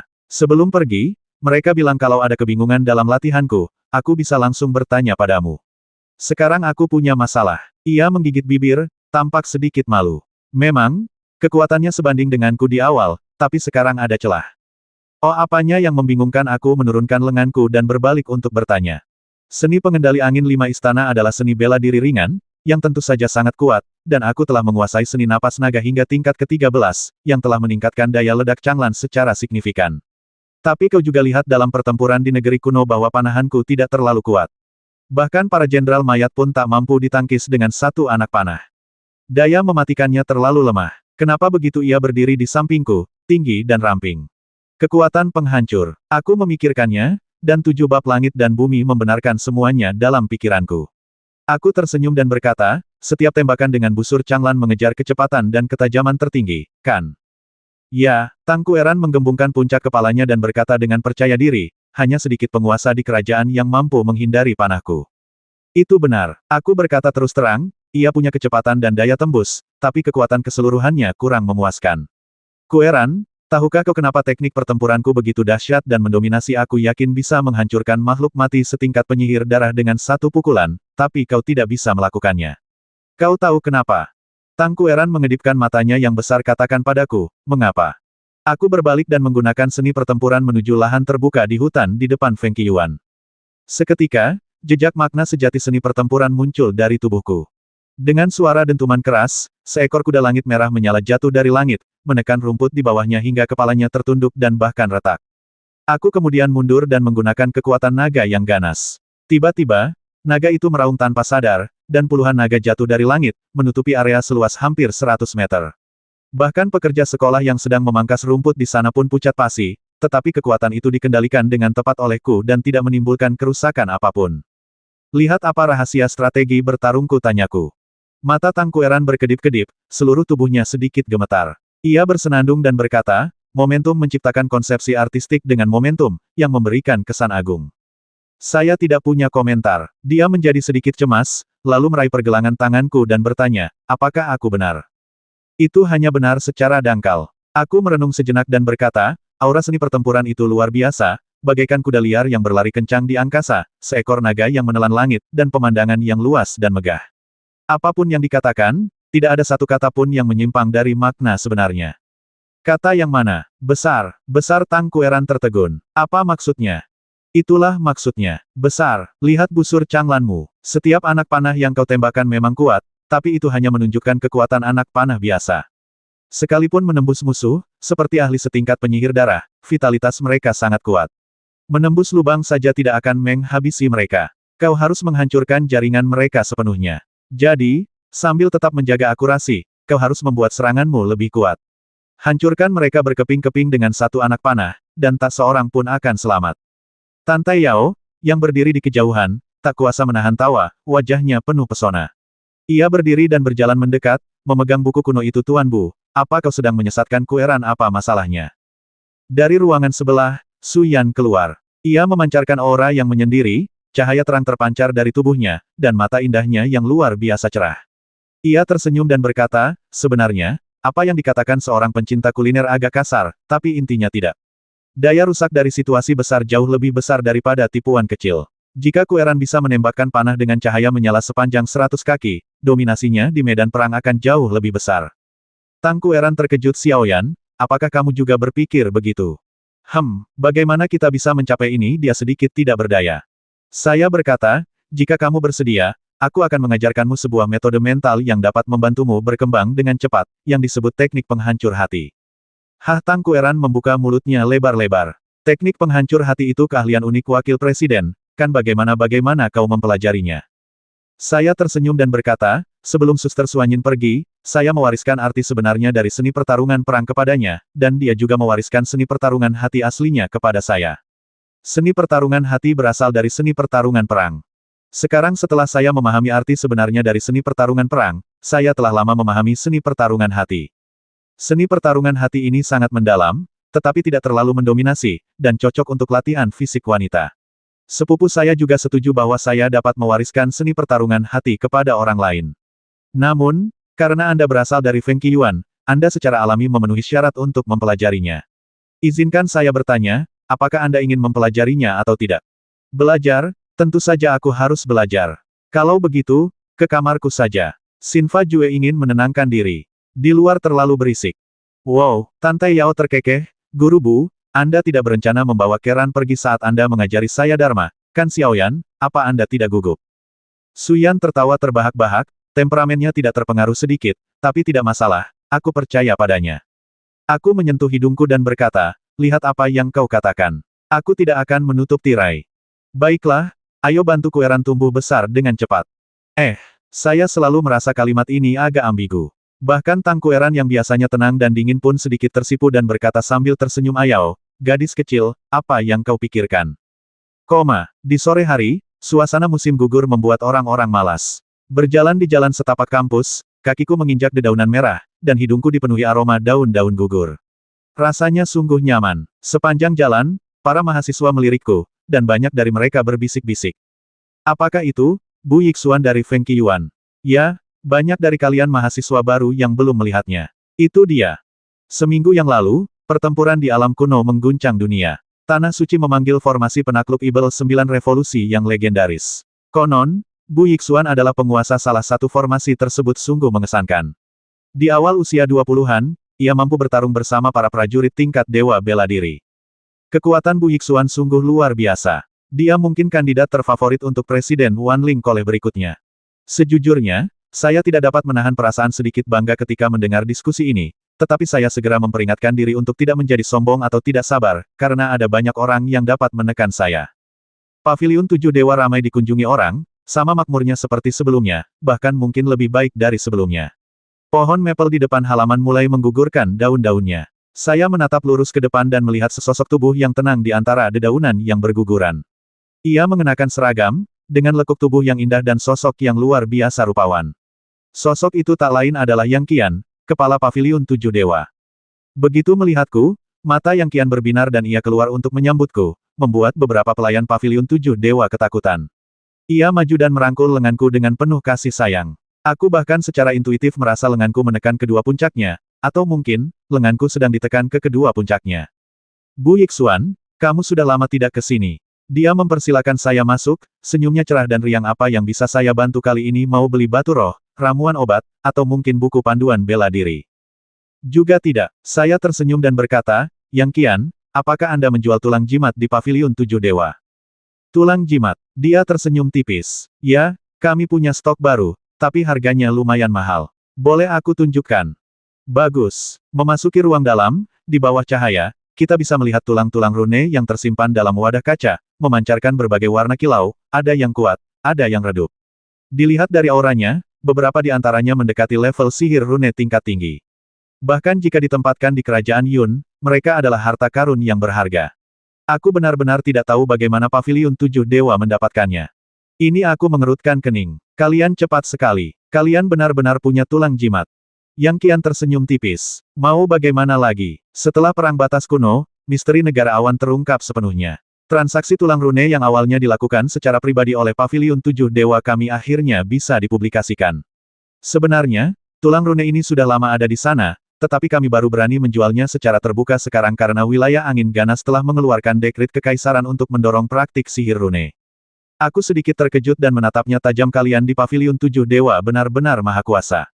Dia sangat pintar dan mengerti arti tersirat di balik kata-kataku. Dia mengeratkan genggamannya di lenganku, praktis memeluknya. Mengabaikan tatapan terkejut para penjaga, dia berkata lembut, sebenarnya, semua transaksi, baik terang-terangan maupun rahasia, sama saja. Kami pedagang, tetapi Paviliun 7 Dewa belum melewati batas. Kami menyimpan tulang-tulang jimat yang sangat kuat dan tidak pernah menjualnya kepada mata-mata dari negara awan. Kata-kata saja tak cukup. Bawalah aku melihat harta karunmu yang sesungguhnya. Hehe, ayo pergi. Aku tidak ingin kamu salah paham. Paviliun 7 Dewa, jauh di dalam istana, adalah tempat harta karun sejati berada. Paviliun itu dijaga ketat bak hutan, dan simbol-simbol misterius berkelap-kelip di halaman. Ada lebih dari satu formasi yang didirikan di sini, dan semuanya merupakan formasi pembunuh yang sangat kuat. Sekali terpicu, bahkan seorang kultivator alam kendali bintang pun mungkin tak akan bisa lolos tanpa cedera. Aku tak bisa menahan rasa gugup yang diam-diam. Aku mengulurkan tangan dan menggenggam tangan kecil Yang Qian, yang begitu lembut dan halus. Lalu kami melangkah masuk ke dalam formasi bersama. Sekalipun Paviliun 7 Dewa ingin menghabisiku, mereka harus mencari seseorang yang bisa disalahkan. Yang Qian begitu cerdas sehingga ia tak kuasa menahan senyum tipis. Ia cemberut dan berkata, bagaimana menurutmu tentang aku? Aku mungkin seorang pengusaha, tapi aku tetap berintegritas. Sekalipun ada harta karun langka di hadapanku, aku tak akan mengkhianati dunia spiritual, apalagi melakukan apapun untuk menyakiti seorang jenius brilian sepertimu. Saya merasa sedikit malu. Haha, maaf, saya terbiasa berhati-hati. Mata Yang Qian jernih, sama sekali tidak marah. Ia tersenyum dan berkata, kau seharusnya lebih berhati-hati. Dalam pertempuran di wilayah utara, kau menghabisi banyak makhluk suku kegelapan tingkat penyihir darah secara berturut-turut. Lalu, dalam pertempuran di alam kuno, kau memimpin formasi ke-9 sendirian. Dengan kultivasi alam kendali surgawimu, kau mampu melawan para ibel. Namamu telah lama mengguncang dunia spiritual. Siapa yang tidak mengenalmu, Wanling Bu Yixuan, sekarang? Ia mengambil alih kendali, menggenggam tanganku dan bersandar padaku seperti seorang partner. Matanya yang besar dan berair menatapku dan tersenyum, klan kegelapan sudah lama menganggapmu duri dalam daging mereka. Aku yakin bangsa awan juga mengincarmu. Ditambah lagi dengan ketamakan semua kekuatan di dunia spiritual, aku khawatir hari-harimu tidak akan mudah. Aku di All Souls Academy, tidak akan ada yang berani menyakitiku, kan? Tentu saja tidak. Ia terkekeh. Saat ini, Akademi Wanling bagaikan tungku formasi yang dibentengi, dengan ribuan formasi berbagai ukuran berdiri berdampingan. Siapa yang berani memancing ke orang pembawa sial? Tapi kau tidak bisa tinggal di Akademi Feng Qi selamanya. Jika kau pergi, kau mungkin masih akan menjadi incaran. Singkatnya hati-hati. Alam roh void tidak sepenuhnya tak tertembus. Aku menatapnya dengan heran. Nona Yang Qian, Anda tahu terlalu banyak. Seorang wanita muda biasa dari Paviliun 7 Dewa, yang kultivasinya sangat biasa saja, ternyata tahu tentang alam roh kekosongan. Dia memang wanita dengan koneksi yang hebat dan tidak boleh diremehkan. Yang Qian tersenyum. Meskipun Paviliun 7 Dewa adalah kamar dagang, anisasi intelijen kita belum tentu kalah dengan anisasi misterius seperti Menara Api Langit Tanah Suci, Kedai Pedang Api, dan Laut Naga. Setidaknya aku sudah mendapat sedikit informasi sekarang.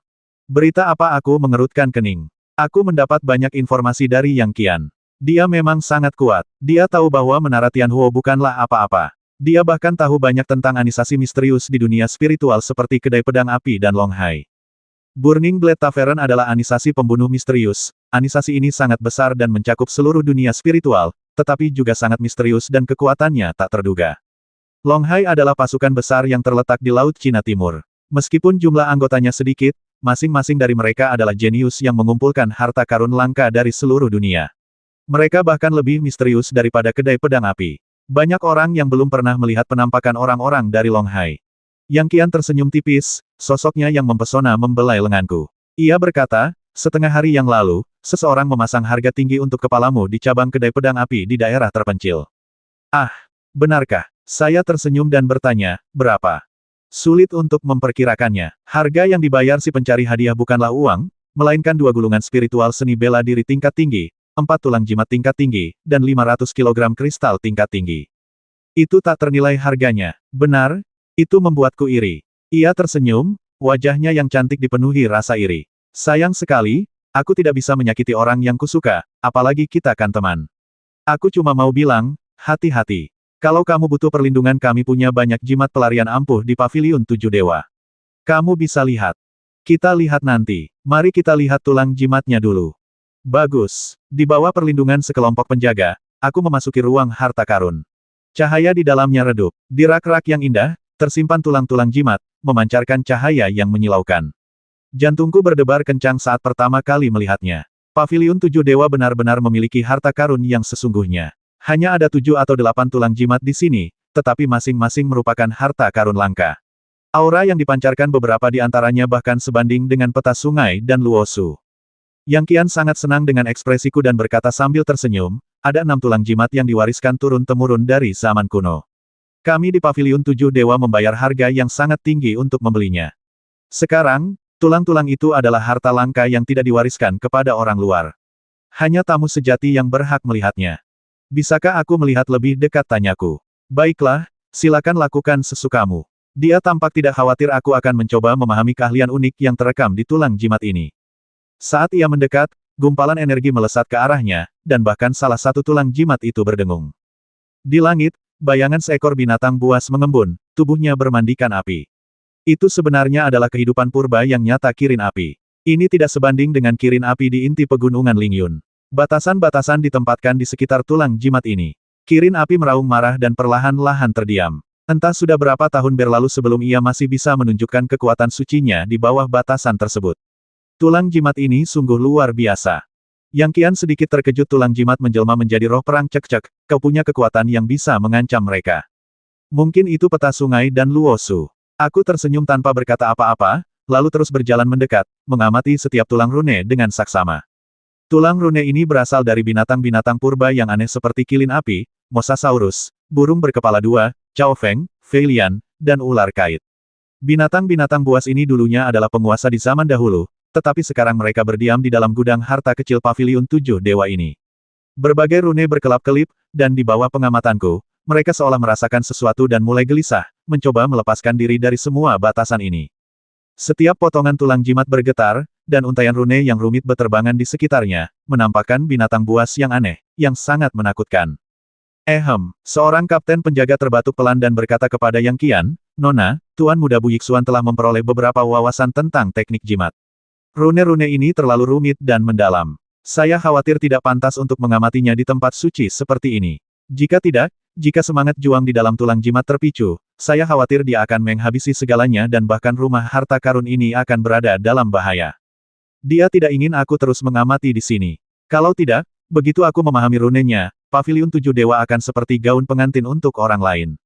Ini bukan yang dilakukan seorang pengusaha.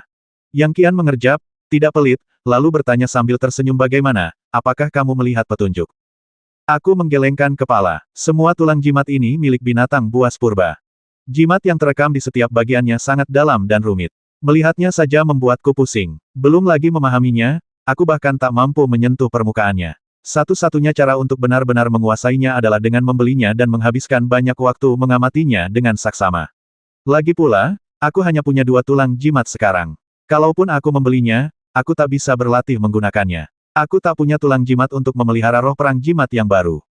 Saat itu, mataku tertuju pada tulang jimat hijau kuno di ujungnya. Rune pada tulang jimat ini sedikit redup, tetapi tepat ketika kesadaran spiritualku menembusnya, aku tiba-tiba merasa pusing, seolah-olah melangkah ke dunia kecil.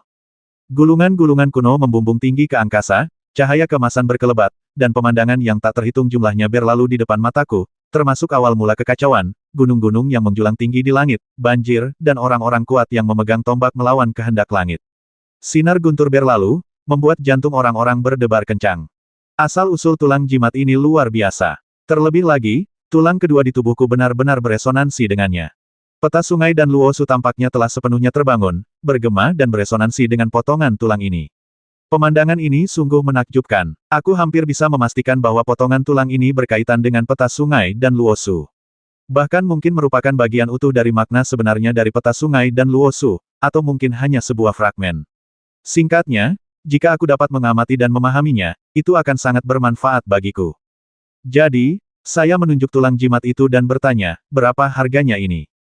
Tidak untuk dijual. Yang Qian tersenyum dan berkata, nilai tulang jimat ini jauh melampaui koin roh naga.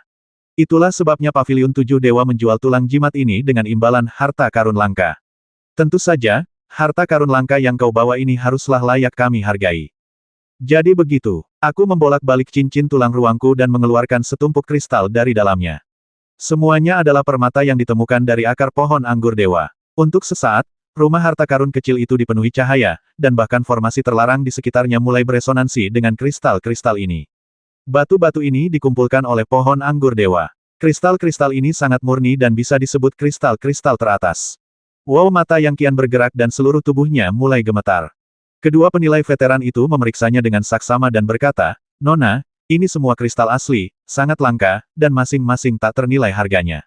Sepotong kristal seukuran jari ini bisa memberkati formasi tingkat 9 setidaknya selama sebulan. Soal nilai spesifiknya 1000 kg kristal asli seharusnya cukup untuk ditukar dengan tulang jimat ini. Mata Yang Qian melebar. Bu Yixuan, apakah kamu ingin berubah? Saya masih menyimpan puluhan ribu pon kristal semacam itu di cincin tulang luar angkasa saya. Saya mengangguk dan berkata, baiklah, ayo kita ganti. Tulang jimat ini sangat penting bagiku.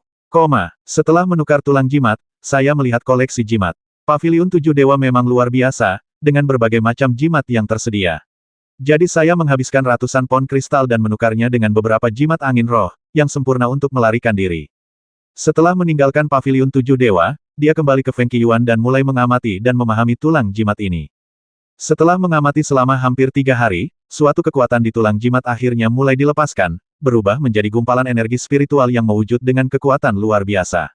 Namun, manifestasi ini hanya berlangsung sangat singkat dan menghilang dalam waktu kurang dari 1 tarikan napas, sehingga ia harus mengamati dan memahaminya lagi. Aku mengerutkan kening. Tulang jimat ini sepertinya di luar jangkauan pemahamanku. Dari mana asalnya? Ia terdiam, memikirkan Gunung Bingsu. Gunung itu memang salah satu kartu trufnya, tetapi sekarang gunung itu kehilangan 1 titik, mengurangi kekuatannya setidaknya setengahnya. Gunung itu perlu diperbaiki sesegera mungkin. Untuk perbaikan, tentu saja ia harus pergi ke Gunung Bingsu untuk mencari Mo Qiubai. Siapa yang lebih jago dalam memurnikan senjata daripada Mo Qiubai lagi pula, muridnya, Yu Chanxi, juga jenius dalam memurnikan senjata. Pergi ke Sekte Moyan pasti tidak akan sia-sia. Pagi-pagi sekali, ia mengarahkan layar terbangnya menuju Sekte Moyan. Tiba pada siang hari, terima kasih kepada saudara Sen Sirian Piaolan Sang Xian Emperor, terima kasih atas dukungan Anda selama bertahun-tahun. Puncak pusat Sekte Moyan, Aula Mosong. Jarang sekali teman muda Bu Yixuan datang mengunjungi kita secara langsung. Sungguh suatu kehormatan bagi Sekte Moyan. Sapa Mo Qiubai. Tuan, sama-sama, saya di sini untuk meminta bantuan Sekte Moyan.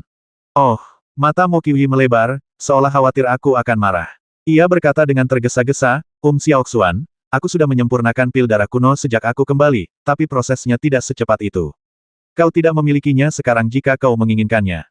Ini bukan tentang ini. Aku mengangkat tanganku dan memadatkan gunung pengecoran senjata, sambil berkata, lihat salah satu sudut artefak ini rusak saat pertempuran di alam kuno, dan kekuatannya telah sangat berkurang. Karena itulah aku di sini. Aku ingin meminta bantuan Master Sekte, Senior, untuk memperbaiki gunung pengecoran senjata. Jadi begitu, Mo Qiubai menyipitkan mata dan menatap Gunung Bingsu. Ia sudah bisa melihat kerusakan di Gunung Bingsu dengan pikirannya. Ia berkata, Gunung Bingsu adalah artefak dewa yang diwariskan dari zaman kuno. Kekuatannya luar biasa, saya khawatir tidak akan semudah itu memperbaikinya. Guru, tolong ceritakan padaku secara rinci. Ya, material gunung pencetak senjata awalnya ditambang dari sejenis besi dewa kuno yang telah jatuh, yang sulit didapat. Kemudian, material itu menempa semangat juang dan tekad para master kuno yang tak terhitung jumlahnya. Kali ini, kita telah mendapatkan gunung pencetak senjata ini. Dapat dikatakan bahwa di antara 3 artefak utama Sekte Moyan, gunung pencetak senjata adalah yang paling merusak dan kuat. Setelah rusak, sangat sulit untuk memperbaikinya. Sekalipun kau ingin memperbaikinya, pasti akan membutuhkan biaya yang sangat mahal. Berapa harganya? Kita membutuhkan sepotong besi suci yang diresapi kekuatan ilahi, katanya dengan yakin. Dan kita perlu memadukannya dengan berbagai material alam dan harta karun langka untuk menyempurnakannya. Kita bahkan bisa meminjam semangat juang leluhur kita untuk menyempurnakannya. Tidak ada cara lain.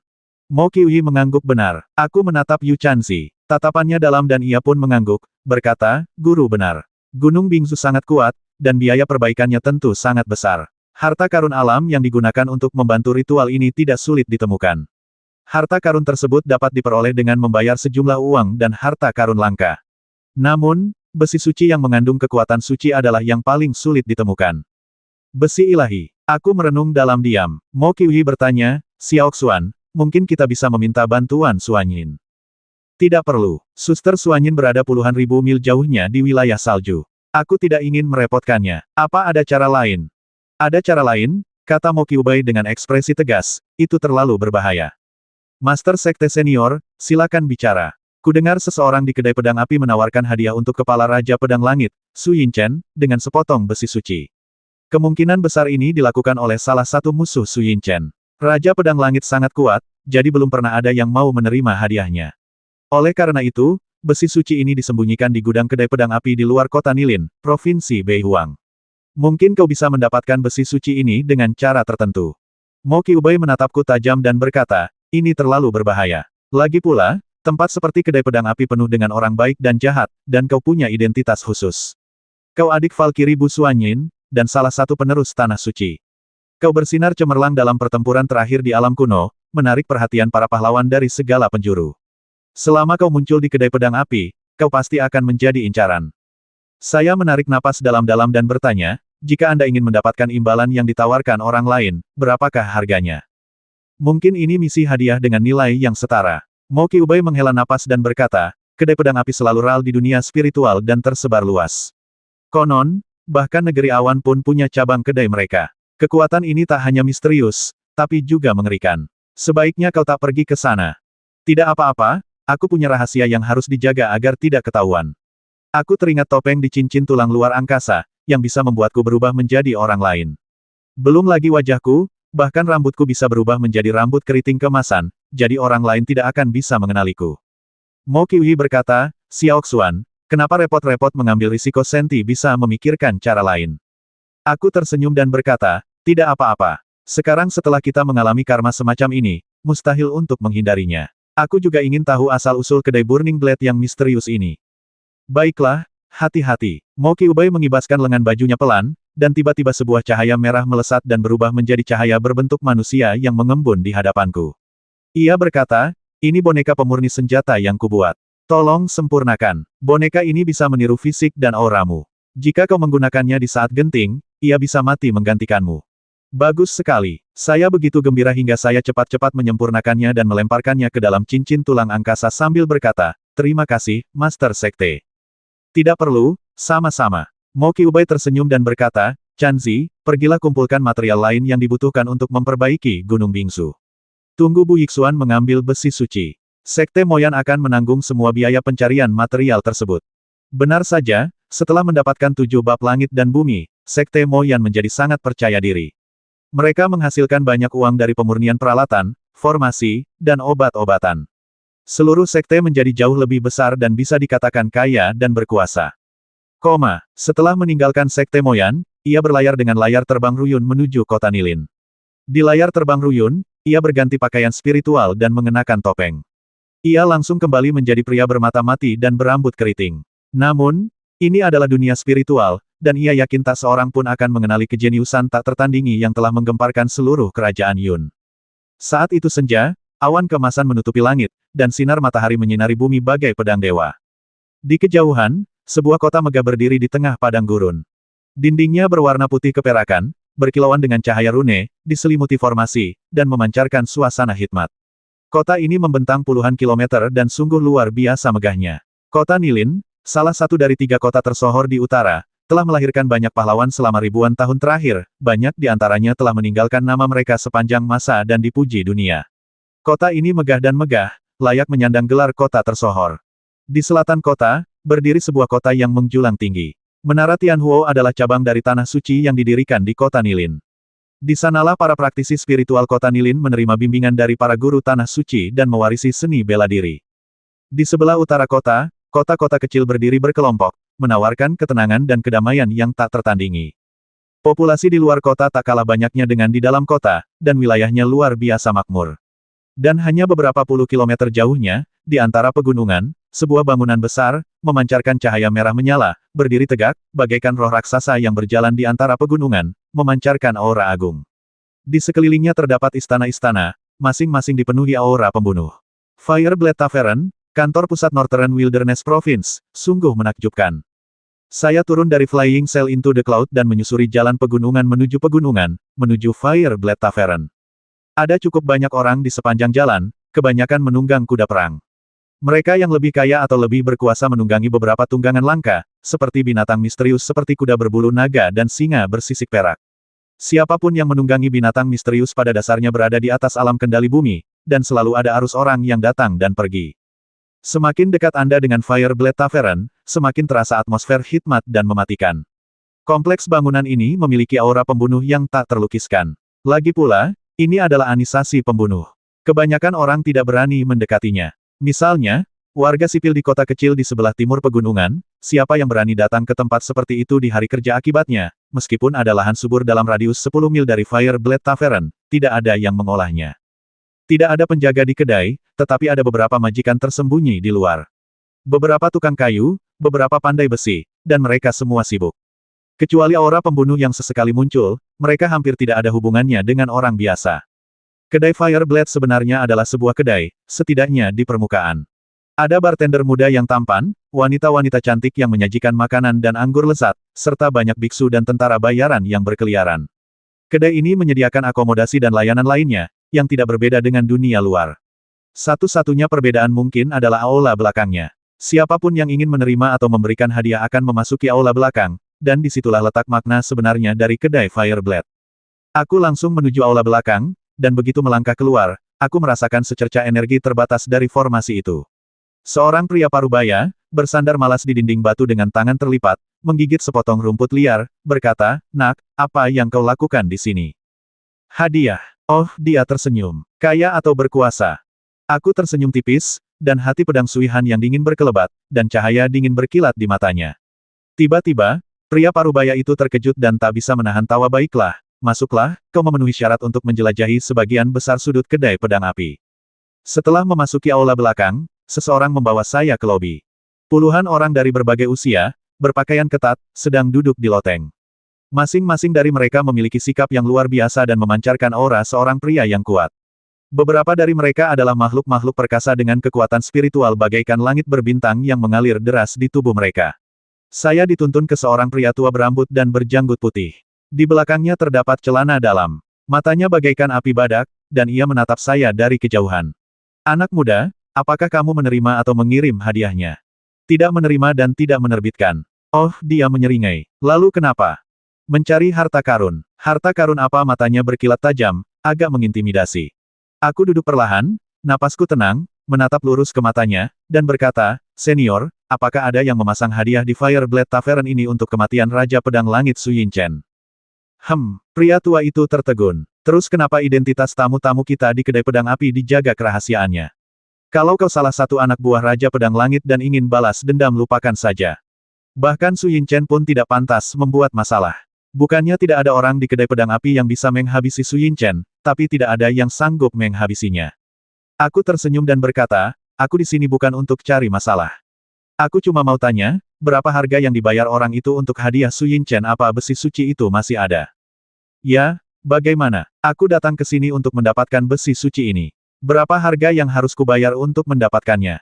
Orang tua itu tersenyum, tatapannya tajam, "Bunuh Su Yinchen, baru kau boleh datang dan mengambil hadiahnya, kan?" "Selain menghabisi Su Yinchen?" tanyaku. Pria tua itu berkata dengan tenang, "Besi suci ini sudah menjadi buruan selama 3 tahun. Batas waktunya sudah lewat. Kedai pedang api berhak mengambilnya. Jika kau benar-benar menginginkan besi ini, kau hanya perlu menyelesaikan tugas yang sesuai." "Bagus." Orang tua itu berbalik, mengeluarkan selembar bambu dari laci dan meletakkannya di hadapanku sambil berkata, "Selesaikan saja tugas ini." Pada potongan bambu itu tertulis sebaris karakter besar berwarna merah tua, "Bunuh Bu Yixiwan. Bergantung pada." Aku hampir mengumpat keras-keras. Bagaimana mungkin kebetulan sekali misi yang setara adalah bunuh diri? Pujian ini terlalu berlebihan. Bagaimana mungkin aku bisa dibandingkan dengan Raja Pedang Langit, Su Yinchen? Aku mengerutkan kening. Kenapa kamu tidak berani? Cibir lelaki tua itu. Bukannya aku tidak berani, tapi apa kualifikasi Bu Yixuan untuk bisa setara dengan Raja Pedang Cangkong? Pria tua itu tersenyum tipis. Dari segi kekuatan, dia memang selangkah lebih rendah, tapi Bu Yixuan berasal dari Feng Qiyuan. Sulit baginya untuk menemukan peluang di Akademi Wanling yang sangat dibatasi. Lagi pula, dia dikelilingi oleh para pendekar kuat setingkat dewa bela diri seperti Bu Xuanyin, Xi Xian, dan Chu Xinhong. Itulah sebabnya aku menaikkan hadiahnya ke level Su Yinchen. Terserah kau mau menerimanya atau tidak. Ubah saja, kataku dengan tenang. Secercah rasa jijik terpancar di mata lelaki tua itu. Ia mengeluarkan gulungan lain dan berkata, bagaimana kalau begini? Ada sebaris kata yang tertulis pada tablet spiritual bunuh Dewa Bulu Darah Duan Fei. Duan Fei, benar. Pria tua itu duduk tegak dan berkata dengan tenang, Duan Fei awalnya adalah penjaga tanah suci. Namun, dia membelot setengah tahun yang lalu dan berhasil mengembangkan kekuatan darahnya. Dia memproklamirkan dirinya sebagai penguasa bulu darah dan menduduki wilayah di sekitar Gunung Bulu Darah sejauh puluhan mil. Pegunungan di sana berbahaya dan pasukan ekspedisi yang dikirim oleh wilayah angin ganas telah dikalahkan beberapa kali. Duan Fei sekarang adalah penguasa penyihir darah. Beranikah kau menerima tawaran itu? Ayo pergi bersamanya. Saya meraih tablet roh dan bertanya, apa lagi yang harus saya lakukan? Orang tua itu tersenyum tipis. Kembalilah dengan kepala Duan Fei dan gulungan hadiah, dan besi suci itu akan menjadi milikmu. Setelah meninggalkan kedai pedang api, aku merasa napas yang selama ini tertahan di dadaku akhirnya terbebas. Kedai pedang api terlalu muram dan dipenuhi aura pembunuh. Kalau bukan karena besi suci ini, aku takkan pernah masuk ke sana untuk kedua kalinya. Ia berbalik dan memasuki Menara Tianhuo, mencari tahu koordinat Gunung Sueyu, lalu beristirahat semalam di Menara Tianhuo. Keesokan harinya, setelah beristirahat dengan cukup, ia pergi ke Gunung Sueyu untuk menghabisi Duan Fei. Karena ia adalah pengkhianat tanah suci, ia tidak perlu bersikap sopan. Saat pagi hari, cuaca berkabut. Pegunungan Bulu Darah terletak ratusan mil jauhnya di wilayah terluar. Pegunungan ini tidak lagi berada dalam lingkup pengaruh Federasi Roh Naga. Ada banyak pemakaman klan kegelapan, yang memaksaku untuk menggunakan kabut pagi untuk memasuki alam roh void. Sebaiknya berhati-hati. Di tengah kabut, barisan pegunungan melengkung membentang di atas bumi bagai bulu api, dipenuhi aura dingin dan mematikan. Hutan di sekitarnya menjadi jauh lebih sunyi, diselimuti atmosfer kematian yang pekat. Saya berjalan hati-hati di dunia spiritual. Tiba-tiba, beberapa aura kuat muncul di kejauhan, datang dengan cepat dan berubah menjadi beberapa sosok yang mendarat di pegunungan. Di antara mereka terdapat 3 makhluk mati setingkat penyihir darah dengan mata suram, yang semuanya adalah manusia kuat di masa hidup mereka. Yang lainnya dengan aura yang lebih kuat lagi adalah seorang gadis bertubuh ramping mengenakan rok panjang berwarna merah menyala. Sosoknya yang anggun sangat memikat, dan dia sebenarnya adalah seorang kenalan, penyihir darah bulan merah. Benar musuh pasti akan bertemu lagi. Aku menarik napas dalam-dalam dan terus bergerak mendekati batas dunia virtual. Penyihir darah bulan merah sedikit mengernyit, kekuatan darah menyebar di sekujur tubuhnya, dan berkata, apakah Duan Fei ini dapat diandalkan? Dia bisa diandalkan, kata salah satu penyihir darah. Dia sudah menjalani ritual untuk bersumpah setia kepada jiwanya. Kesetiaan bukan masalah. Jika dia berani mengkhianati dunia roh kita, hukum jalan itu akan cukup untuk membakarnya menjadi abu. Lebih baik berhati-hati dan tidak merusak semuanya. Ya, tenang saja, putri. Sekelompok orang mendaki gunung, diikuti puluhan sosok bayangan yang memancarkan napas kematian. Derap kaki kuda memecah ketenangan pagi di hutan. Jauh di dalam Gunung Bulu Darah, istana-istana yang diselimuti aura hantu muncul. Ada sesuatu yang aneh tentang istana-istana ini. Energi kematian begitu kuat hingga cukup tebal untuk berubah menjadi aliran hitam, yang menggantung dari gunung sebagai garis hitam. Aliran itu mengalir dan kemudian menyebarkan energi kematian ke padang gurun yang tak terbatas. Tidak heran hampir semua makhluk di dekatnya mati. Akan aneh jika mereka tidak mati di bawah energi kematian yang begitu kuat.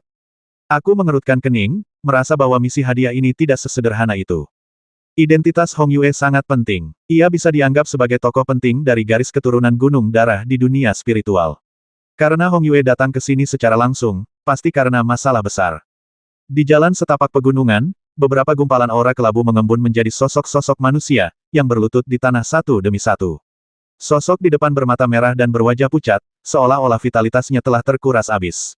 Namun, kekuatan darah di tubuhnya sungguh menakjubkan dan sangat kuat. Ia berkata dengan suara berat, aku Duan Fei, sedang memberi hormat kepada Putri Hong Yue. Bangun, apa kabar? Semuanya berjalan dengan baik, tenang saja, Putri. Ya, oke. Seorang penyihir darah di belakang Hong Yue berkata dengan tatapan dingin, Duan Fei, kau tidak sedang merencanakan apapun, kan? Tidak, aku tidak berani. Itu bagus. Duan Fei menundukkan kepalanya, ekspresinya garang dan bengkok, dipenuhi kebencian. Tak lama kemudian, Hong Yue pergi dan Gunung Sueyu kembali damai lagi. Tidak sampai lebih dari 1 jam setelah Hong Yue dan yang lainnya pergi, saya memutuskan untuk mengambil tindakan. Sebagai penguasa bulu darah, Duan Fei merekrut banyak bawahan, tetapi kebanyakan dari mereka adalah makhluk mati setingkat jenderal mayat dan pengawal mayat. Napas mereka semua tumpul dan tampak setengah mati. Bahkan makhluk mati tingkat bayangan pun sangat langka, yang menunjukkan bahwa pengkhianat tanah suci ini tampaknya tidak dihargai di sini. Di aula dalam istana, Duan Fei duduk bersila, dengan kekuatan darah yang meluas di sekelilingnya, dan sedang berlatih semacam seni bela diri spiritual. Tiba-tiba, ia membuka matanya, napasnya semakin berat. Ia menggertakkan gigi dan berkata dengan dingin, si Hong Yue itu sombong sekali. Dia sudah keterlaluan, orang pembawa sial, kalau kau sampai jatuh ke tanganku, aku akan membuatmu merasa seperti akan mati. Aku ingin melihat seberapa sombongnya kau, seorang suci dari dunia spiritual, setelah diterbukai. Ayo mulai. Aku tak menunggu lebih lama lagi dan melangkah keluar dari aula. Aura di sekitarku terasa dingin dan tajam. Sui Han Jianxin berubah menjadi naga es yang mengaum dan menembus penghalang berwarna darah di luar. Dengan pedang panjang di tangan, aku menebas Duan Fei di udara. Momentumnya begitu dahsyat hingga bagaikan gletser yang menekanku. Pengadilan kematian. Duan Fei tidak panik. Setelah melihat penampilanku dengan jelas, ia meraung dan kekuatan darahnya melonjak. Ia mengangkat tangannya dan mengayunkan garis berwarna darah, lalu menyemburkan napas dingin kematian. Ledakan. Sebilah pedang membelah garis berwarna darah itu dan mendekatiku. Pedang bulan itu hancur berkeping-keping. Aku mengangkat tanganku dan melancarkan pukulan yang kuat. Seekor kuda merah menyala terbang melintasi langit. Aura teknik kuda perang begitu kuat, dan ada momentum yang mampu menyapu segalanya. Duan Fei sedikit panik. Ia menyilangkan tangan untuk menangkis, dan kekuatan darahnya meledak, membentuk penghalang berwarna darah, tetapi penghalang itu tidak bisa dihentikan sama sekali. Dengan suara keras, ia meninju dinding pelindung hingga berkeping-keping. Kekuatan tinju dilepaskan, dan dengan bunyi kerak, beberapa tulang rusuk Duan Fei patah, dan ia terbanting ke tanah. Pada saat itu, papan kayu dan batu runtuh, dan cahaya solusi perang yang sesungguhnya meledak, dan seluruh istana hancur hampir seketika. Ia melancarkan beberapa pukulan berturut-turut, masing-masing lebih kuat dari sebelumnya, dan Duan Fei sudah berada dalam kondisi yang menyedihkan. Jangan bunuh aku, jangan bunuh. Duan Fei memuntahkan darah, tubuhnya hampir berubah menjadi gumpalan daging, dan ia memohon belas kasihan dengan napas terakhirnya asalkan kau tidak menghabisiku, aku bersedia menyerahkan semua harta karun ini, semuanya untukmu, semuanya untukmu. Penyihir darah yang lemah aku mengerutkan kening. Di belakangnya, sekelompok jenderal mayat dan penjaga mayat datang untuk menghabisinya, dan suara-suara menyedihkan itu tidak ada habisnya. Aku mengangkat tanganku tanpa menoleh ke belakang dan menyerang. Kekuatan naga yang ganas berubah menjadi gunung berapi dan meluluh lantakkan. Seketika, terdengar jeritan tak berujung. Makhluk-makhluk mati tingkat rendah seperti jenderal mayat dan pengawal mayat tak lagi menjadi ancaman bagiku. Aku bisa menekan mereka secara horizontal. Harta karun apa yang kau miliki? Aku menatap Duan Fei dengan mata membara. Duan Fei memuntahkan seteguk darah, dan kekuatan darah melilit cincin ruang angkasa, dan harta karun muncul satu persatu di atas tubuhnya. Kekuatan penyihir darah ini sangat lemah, tetapi ia memiliki banyak harta karun, belum lagi setumpuk biji, tetapi juga beberapa harta pemurnian tingkat bintang. Sayangnya, sebelum ia bisa menggunakannya, ia langsung ditekan oleh seni pertempuran dan penaklukan. Itu karena kekuatannya sendiri terlalu lemah. Setelah mengumpulkan harta karun ini, pukulanku menjadi lebih kuat. Ledakan. Kaki Duan Fei hancur hanya dengan satu pukulan. Kenapa kau ingin menghabisiku? Duan Fei berteriak dan meraung. Aku tak berkata apa-apa. Pukulan lain mendarat, dan perut Duan Fei berlumuran darah. Napas kematian mulai menyembur keluar. Dia menjerit dengan sedih dan memohon belas kasihan. Jangan bunuh aku, jangan bunuh aku. Aku bersedia menukar rahasia besar dengan nyawaku. Dia benar-benar takut mati. Saya bertanya dengan dingin, rahasia apa? Sumur dunia roh. Sumur alam roh. Hatiku sedikit merinding. Nama ini menyeramkan. Benar, itu sumur alam roh. Ada sumur alam roh di kaki gunung ini. Sumur itu bisa langsung menarik energi kematian dari alam roh dan menyuntikkannya ke dunia material. Alam roh menggunakan metode ini untuk dengan cepat membudidayakan penyihir darah baru. Aku sudah memberitahumu berita ini. Tolong ampuni aku, tolong ampuni aku. Dia mungkin sangat kesakitan hingga seluruh tubuhnya meliuk dan berkedut. Tanpa membiarkannya terlalu menderita, aku menghunus pedangku dan memotong-motong tubuhnya. Aku membekukan kepalanya dan melemparkannya ke dalam cincin tulang ruang. Lalu aku memanggil jantung pedang Sui Han dan merasakannya dengan saksama. Benar saja, aku menemukan sumber energi kematian, yang berada di bawah tanah. Cahaya pedang menyambar dengan ganas, gunung-gunung berguncang, dan sebagian besar tanah amblas. Yang disebut sumur dunia roh ini harus ditemukan sesegera mungkin dan dihancurkan. Gelang transmisi suara itu bersinar lembut, dan menerima pesan dari Su Yinchen Xiaoxuan, ada fluktuasi energi yang dahsyat di dekat Gunung Bulu Darah. Apakah itu kamu? Ya, Raja Pedang Cangkong Senior, apakah Anda tahu sumur alam roh? Apa? Raja Pedang Langit sangat terkejut. Kau menemukan sumur alam roh. Baiklah, aku menemukannya. Aku akan segera ke sana, hancurkan secepat mungkin. Dunia roh telah menyusup ke dunia material dengan cara ini sejak zaman kuno. Inilah posisi fundamental mereka di dunia material. Kau harus cepat, kalau tidak, kekuatan setingkat raja pasti akan datang. Dipahami, cahaya pedang menyala, dan niat pedang yang kuat menghantam tanah. Energi kematian yang tak berujung menyerbu ke arahnya, menjadi semakin pekat. Ia bahkan bisa melihat sumber aliran berwarna darah itu. Itulah kekuatan darah, sumber kekuatan kehidupan spiritual. Kapan, energi pedang tiba-tiba tertahan, dan suara berdentang meletus. Sebuah sumur abu-abu gelap raksasa muncul di bawah, diselimuti cahaya rune yang sangat rumit. Itu adalah batasan yang kuat, dan di bawahnya terdapat aliran darah dan energi kematian yang konstan. Sumur dunia roh telah ditemukan. Cici. Energi pedang menembus ruang dan menghantam formasi pembatas sumur alam roh dengan ganas. Untuk sesaat, di bawah guncangan energi pedang, cahaya pembatas menjadi lebih terang dan kekuatannya terkuras dengan cepat. Aku harus mematahkan batasan itu dan menghancurkan sumur dunia roh secepatnya, kalau tidak aku mungkin tidak akan bisa melarikan diri. Bunuh orang ini. Dari atas, bayangan dan mayat menerkam ke bawah, menyapu dengan hembusan angin berwarna merah darah. Aku melambaikan tangan kiriku, dan sudut gunung bingsu yang hilang pun muncul. Sudut itu dikelilingi oleh cahaya dan aura pembunuh. Meskipun ada satu sudut yang hilang, sudut itu tetap memancarkan aura suci yang tak tertandingi. Stalagmit-stalagmit itu dengan cepat terurai dan berubah menjadi senjata magis yang tak terhitung jumlahnya, yang menghujani mayat-mayat yang berjatuhan dari langit. Untuk sementara waktu, ledakan terus-menerus dari tubuh-tubuh yang halus itu, dan mayat-mayat itu berubah menjadi hujan darah dan berjatuhan. Sekarang aku menggunakan hati pedang Suihan untuk mengaktifkan kekuatan suci Gunung Bingsu. Kekuatannya luar biasa, bahkan bayangan pun dapat terbunuh seketika.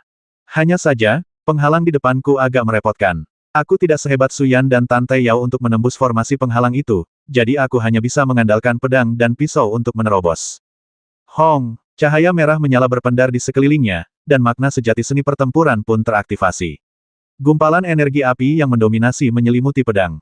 Saat bilah bulan menebas, kuda-kuda ganas yang tak terhitung jumlahnya, naga-naga yang mengejutkan, sutra suci, kilat yang dahsyat, dan kekuatan lainnya berhamburan ke arah penghalang. Dalam sekejap mata, penghalang itu berdengung dan mulai retak. Setelah hampir satu batang dupa, terdengar suara gemuruh dari tanah, dan hambatan itu akhirnya dipatahkan. Sumur dunia roh tepat di depan Anda. Sumur itu tidak besar, hanya sebuah sumur kecil, tetapi menyemburkan kekuatan darah dan energi kematian yang tak berujung, bagaikan aliran merah darah, mengalir keluar dari koridor bawah tanah, dan akhirnya menyatu dengan air terjun di Gunung Bulu Darah dan mengalir deras ke bawah, sehingga seluruh gunung seolah telah memelihara hantu yang tak terhitung jumlahnya, dan energi kematiannya begitu kental hingga membuat jantung berdebar-debar. Tebasan yang eksplosif. Energi pedang yang mengandung teknik pedang negeri salju menghantam sumur kecil itu, dan seketika sumur itu hancur berkeping-keping. Kekuatan darah yang tak terhitung jumlahnya hancur berkeping-keping dan berubah menjadi gumpalan hantu, yang menerkamku dengan ekspresi ganas. Mereka benar-benar bisa menyerang sendiri. Setelan pertempuran pedang bulan, sebuah zirah pertempuran suci mengembun di sekelilingku, menangkis mantra hantu yang tak terhitung jumlahnya. Aku menambahkan 7 atau 8 pedang lagi, dan energi pedang menembus puluhan meter, langsung menghancurkan inti sumur alam roh. Tiba-tiba, seluruh gunung berguncang hebat, dan aliran kekuatan darah mengalir deras ke langit, seolah-olah jiwa-jiwa yang tak terhitung jumlahnya yang tersakiti langsung terbebas, tetapi segera menghilang. Apakah kau menghancurkan sumur alam roh? Tanya Su Yinchen melalui transmisi suara. Pergi. Tahu, aku sudah melangkah ke dunia spiritual virtual, melompat, dan meninggalkan Gunung Bulu Darah di sepanjang perbatasan antara dunia nyata dan dunia spiritual. Namun, sebelum aku melangkah terlalu jauh, tiba-tiba cahaya keemasan melesat ke langit puluhan meter jauhnya, dan rune kompleks yang tak terhitung jumlahnya menyebar. Dalam sekejap mata, aura yang kuat menyebar. Ini adalah formasi teleportasi tingkat menengah. Lebih dari selusin sosok turun dalam cahaya keemasan, dengan aura yang kuat. Teman, kamu ingin pergi setelah menghancurkan sumur di dunia roh. Suara suram terdengar, lalu jalan di depanku seakan terputus. Dengan suara yang tajam dan berdentang, aku melihat kekuatan terlarang seperti pola giok menghalangi jalan menuju dunia virtual di depan. Lalu, bagian atas, bawah, dan belakang semuanya terhalang. Seluruh dunia virtual terasa seperti tersegel dalam sekejap. Gunakan jimat. Seberkas api menyembur di tanganku, dan saat jimat itu terbakar abis, kekuatan suci yang tak terbatas meledak, menyelimuti tubuhku dan melesat maju. Namun, api itu menghantam penghalang berpola giok dengan keras, dan seluruh tubuhku bergetar hebat. Rasanya bahkan lebih menyakitkan daripada menghantam gunung suci kuno, dan kepalaku hampir berdarah. Di kejauhan, sosok-sosok turun satu demi satu, aura mereka sangat hikmat dan dingin. Formasi Broken Key yang kami siapkan khusus untukmu. Apa kau masih ingin kabur? Salah satu di antara mereka tertawa dingin dan berkata, hancurkan sumur dunia rohku, dan kau akan celaka. Aku mengerutkan kening, memegang pisau bulan di tanganku, berdiri dengan tenang di dunia spiritual virtual. Aku mendongak dan melihat lebih dari selusin sosok berjalan keluar dari hutan di dunia nyata. Mereka semua masih sangat muda, tetapi masing-masing dari mereka memancarkan energi darah dan kematian yang sangat kuat. Orang-orang ini memiliki keterampilan bela diri spiritual yang tinggi dan semuanya masih sangat muda. Selain aura pembunuh di wajah mereka, ada juga sedikit kekanak-kanakan yang tajam. Sosok anggun berbalut rok panjang merah dan jubah merah tua, dengan tatapan mata yang tak terlukiskan dan sepasang mata yang dipenuhi amarah, tak lain adalah Putri Hong Yue. Ia berjalan menghampiri kerumunan, dipenuhi niat menghabisi. Ternyata dia seorang kenalan, kataku. Mata Hong Yue berbinar-binar, seolah ia bisa melihat menembus tembok pembatas. Ia tersenyum dan berkata, mata ikan mati, jenius legendaris kerajaan Yun, siapa sangka si jenius mata ikan mati ini ternyata Bu Yixuan, jenius tak tertandingi dari kekaisaran Longling. Kau sudah menemukan jawabannya. Terakhir kali kau mencuri tulang batu naga sejatiku dan menggunakan alam roh kekosongan untuk melarikan diri, aku sudah menebak sekitar 70% rencanamu. Kau benar-benar berani. Sekarang kau berani datang ke wilayah suku kegelapanku, menghabisi penyihir darah, dan menghancurkan sumur alam roh. Kau pasti sudah lelah hidup. Hong Yue menggertakkan giginya, kebenciannya terukir di tulangnya. Kau pencuri kecil, kau sudah menyinggungku berkali-kali. Jangan pernah berpikir untuk kabur kali ini. Di ruang terbuka di dekatnya, seorang pemuda berambut putih dan berwajah dingin bertanya dengan heran, Putri Hong Yue, apakah orang ini begitu menyinggung perasaanmu? Kau mengambil kesempatanku dan mencuri tulang nagaku di halaman saat aku sedang mandi. Saat mengatakan ini, Hong Yue tiba-tiba menyadari sesuatu. Wajahnya memerah dan matanya dipenuhi niat menghabisi. Apa? Anak laki-laki berambut putih itu menatapku dengan dingin. Beraninya kau, manusia rendahan dari dunia fana, begitu berani kau menghujatku, Santo Gunung Darah. Kau sedang mencari kematian. Aku mengerutkan kening. Apa urusanmu? Dia begitu marah hingga seluruh tubuhnya gemetar. Seorang pemuda berbaju hijau lain, memancarkan aura kehidupan yang kuat, menggoyangkan telapak tangannya dengan lembut, kekuatan darahnya melonjak. Ia mencibir, semuanya, hari ini, kelompok elit Gunung Darahku telah tiba di alam fana. Bagaimana kalau menggunakan hamba jenius ini untuk mengasah kemampuannya? Pemuda berambut putih itu tersenyum tipis ya, tidak mudah bagi seorang pelayan selevel ini untuk tumbuh di dunia fana. Berhati-hatilah saat menyerang, dan jangan menghabisinya sekaligus. Hahaha, seorang pemuda berparuh elang, matanya setajam obor, memancarkan aura ganas, berkata, formasi Kepata sudah menjebak anak ini. Dia tidak bisa kabur, bagaimana kita bisa mempermainkannya? Pada saat ini, Hong Yue terbatuk ringan dan berkata dengan tenang, Fan Tianyu, Yun Qiu, Ying Ming, meskipun kalian bertiga adalah ahli sihir darah langka di Gunung Darah dalam beberapa tahun terakhir, jangan remehkan Bu Yixuan. Dia adalah seorang jenius di antara para kultivator spiritual di dunia fana. Dia telah memahami keberadaan hati pedang tingkat 3 dan mengembangkan keterampilan unik seperti alam roh kekosongan dan teknik pedang wilayah salju. Dia tidak boleh diremehkan. Fan Tianyu adalah seorang pemuda berambut putih, tubuhnya ditutupi tulang-tulang putih yang samar. Ia tak kuasa menahan senyum tipis, jangan khawatir, Putri. Aku sudah menunggu di sini hari ini dan pasti akan mencari keadilan untukmu dan membuat bocah ini membalas dendam 10 kali lipat. Apa gunanya ilmu pedang tingkat 3 atau bakat alami pelayan di dunia fana? Tetaplah pelayan, hanya cocok menjadi embrio orang mati yang dimurnikan oleh energi kematian, dan untuk dikaitkan dengan hantu dan zombie. Aku mengerutkan kening dan berkata, di matamu, orang-orang di dunia fana hanyalah bahan mentah bagi mayat hidup. Apalagi, Fan Tianyu mencibir, satu-satunya nilai keberadaanmu adalah ditaklukkan oleh dunia spiritualku dan menjadi prajurit bonekaku untuk memperluas dunia spiritualku. Selain itu, kau tidak punya nilai lain. Konyol sekali kalian semut dari dunia fana masih berpikir bisa menciptakan kembali legenda Raja Manusia. Sayang sekali Raja Manusia hanyalah legenda. Lupakan saja. Pemuda berparuh elang Yingming berkata dengan tenang, sekalipun Raja Manusia datang, dia tetap akan dibunuh oleh sihir darahku yang kuat di dunia spiritual. Hahaha, aku tak kuasa menahan tawa, dan mengobrol dengan mereka melalui udara. Kenapa kalian bicara begitu banyak hal tak berguna? Apa gunanya kalian semua sok hebat? Ayo, kita bertarung. Aku hanya kekurangan beberapa kristal kematian bermutu tinggi untuk menyempurnakan perlengkapan spiritual. Kalian yang katanya jenius seharusnya punya kristal kematian bermutu bagus. Berani. Pemuda berbaju hijau itu menggeram, kau pikir kau siapa? Kau hanya bocah tak tahu apa-apa dari alam fana. Beraninya kau bicara seperti itu kepada kelompok elit Gunung Darah. Apa semua kemampuan dunia roh cuma omong kosong? Kalau kau punya nyali, masuklah dan bertarunglah. Aku berada di dunia roh virtual dan punya sesuatu untuk diandalkan. Kalaupun mereka berani datang, aku akan tetap menghabisi mereka. Saat itu, Putri Hong Yue tersenyum, wajahnya yang cantik memancarkan kepolosan seorang gadis tetangga. Ia berkata, Bu Yixuan, tak perlu memprovokasi para jenius Gunung Darah seperti ini. Meskipun kekuatan mereka bukan yang terbaik, mereka jelas lebih kuat darimu. Alam roh void yang kau andalkan hanyalah fondasi dari banyak teknik guntur spasial. Apa kau benar-benar berpikir alam roh void tak terkalahkan? Saat ia berbicara, cahaya merah mengembun di tangan Hong Yue, dan gumpalan energi yang kuat melonjak. Pedang merah darah muncul di tangannya, memancarkan aura Shenluo yang tak tertandingi. Tekstur pada pedang muncul dengan energi merah menyala, seolah-olah memiliki momentum untuk menghancurkan segalanya. Pedang ini tidak sederhana. Begitu muncul, orang-orang merasakan penindasan. Bahkan Sui Han Jianxinku merasakan ancaman yang sangat besar. Apa ini? Aku mengerutkan kening dan bertanya, sebagai seorang gadis, bukankah agak kurang pantas menggunakan benda sebesar itu? Proporsinya agak tidak proporsional. Bibir Hong Yue sedikit melengkung. Oh, anakmu ini benar-benar punya selera kecantikan. Pedang ini dibuat khusus untukmu. Namanya pedang penerobos batas. Namanya saja sudah cukup menggambarkanmu. Pedang penerobos batas bisa dengan mudah menembus dinding pembatas. Alam roh voidmu akan segera musnah. Dengan formasi patahan-patah yang terpasang, mustahil kau bisa keluar dari sini hidup-hidup hari ini.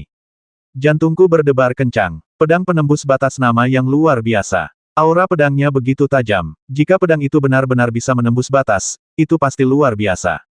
Berdengung, Hong Yue terbang, dan pedang pemecah batas di tangannya menyemburkan gumpalan awan merah yang megah. Bagaikan pedang tebasan dewa, untuk sesaat, ruang terdistorsi, dan rune emas di dinding batas dunia virtual melonjak. Setiap struktur ruang memiliki aturannya sendiri, dan aturan inilah yang disebut dinding batas. Pedang pemecah batas memang mampu mengungkap misteri dinding batas. Dengan sekali tebasan pedang, dinding batas itu bagaikan selembar kertas yang terpotong, dan tiba-tiba hancur berkeping-keping, dan kekuatan dunia nyata menyerbu masuk. Kali ini, saya benar-benar terjebak. 390.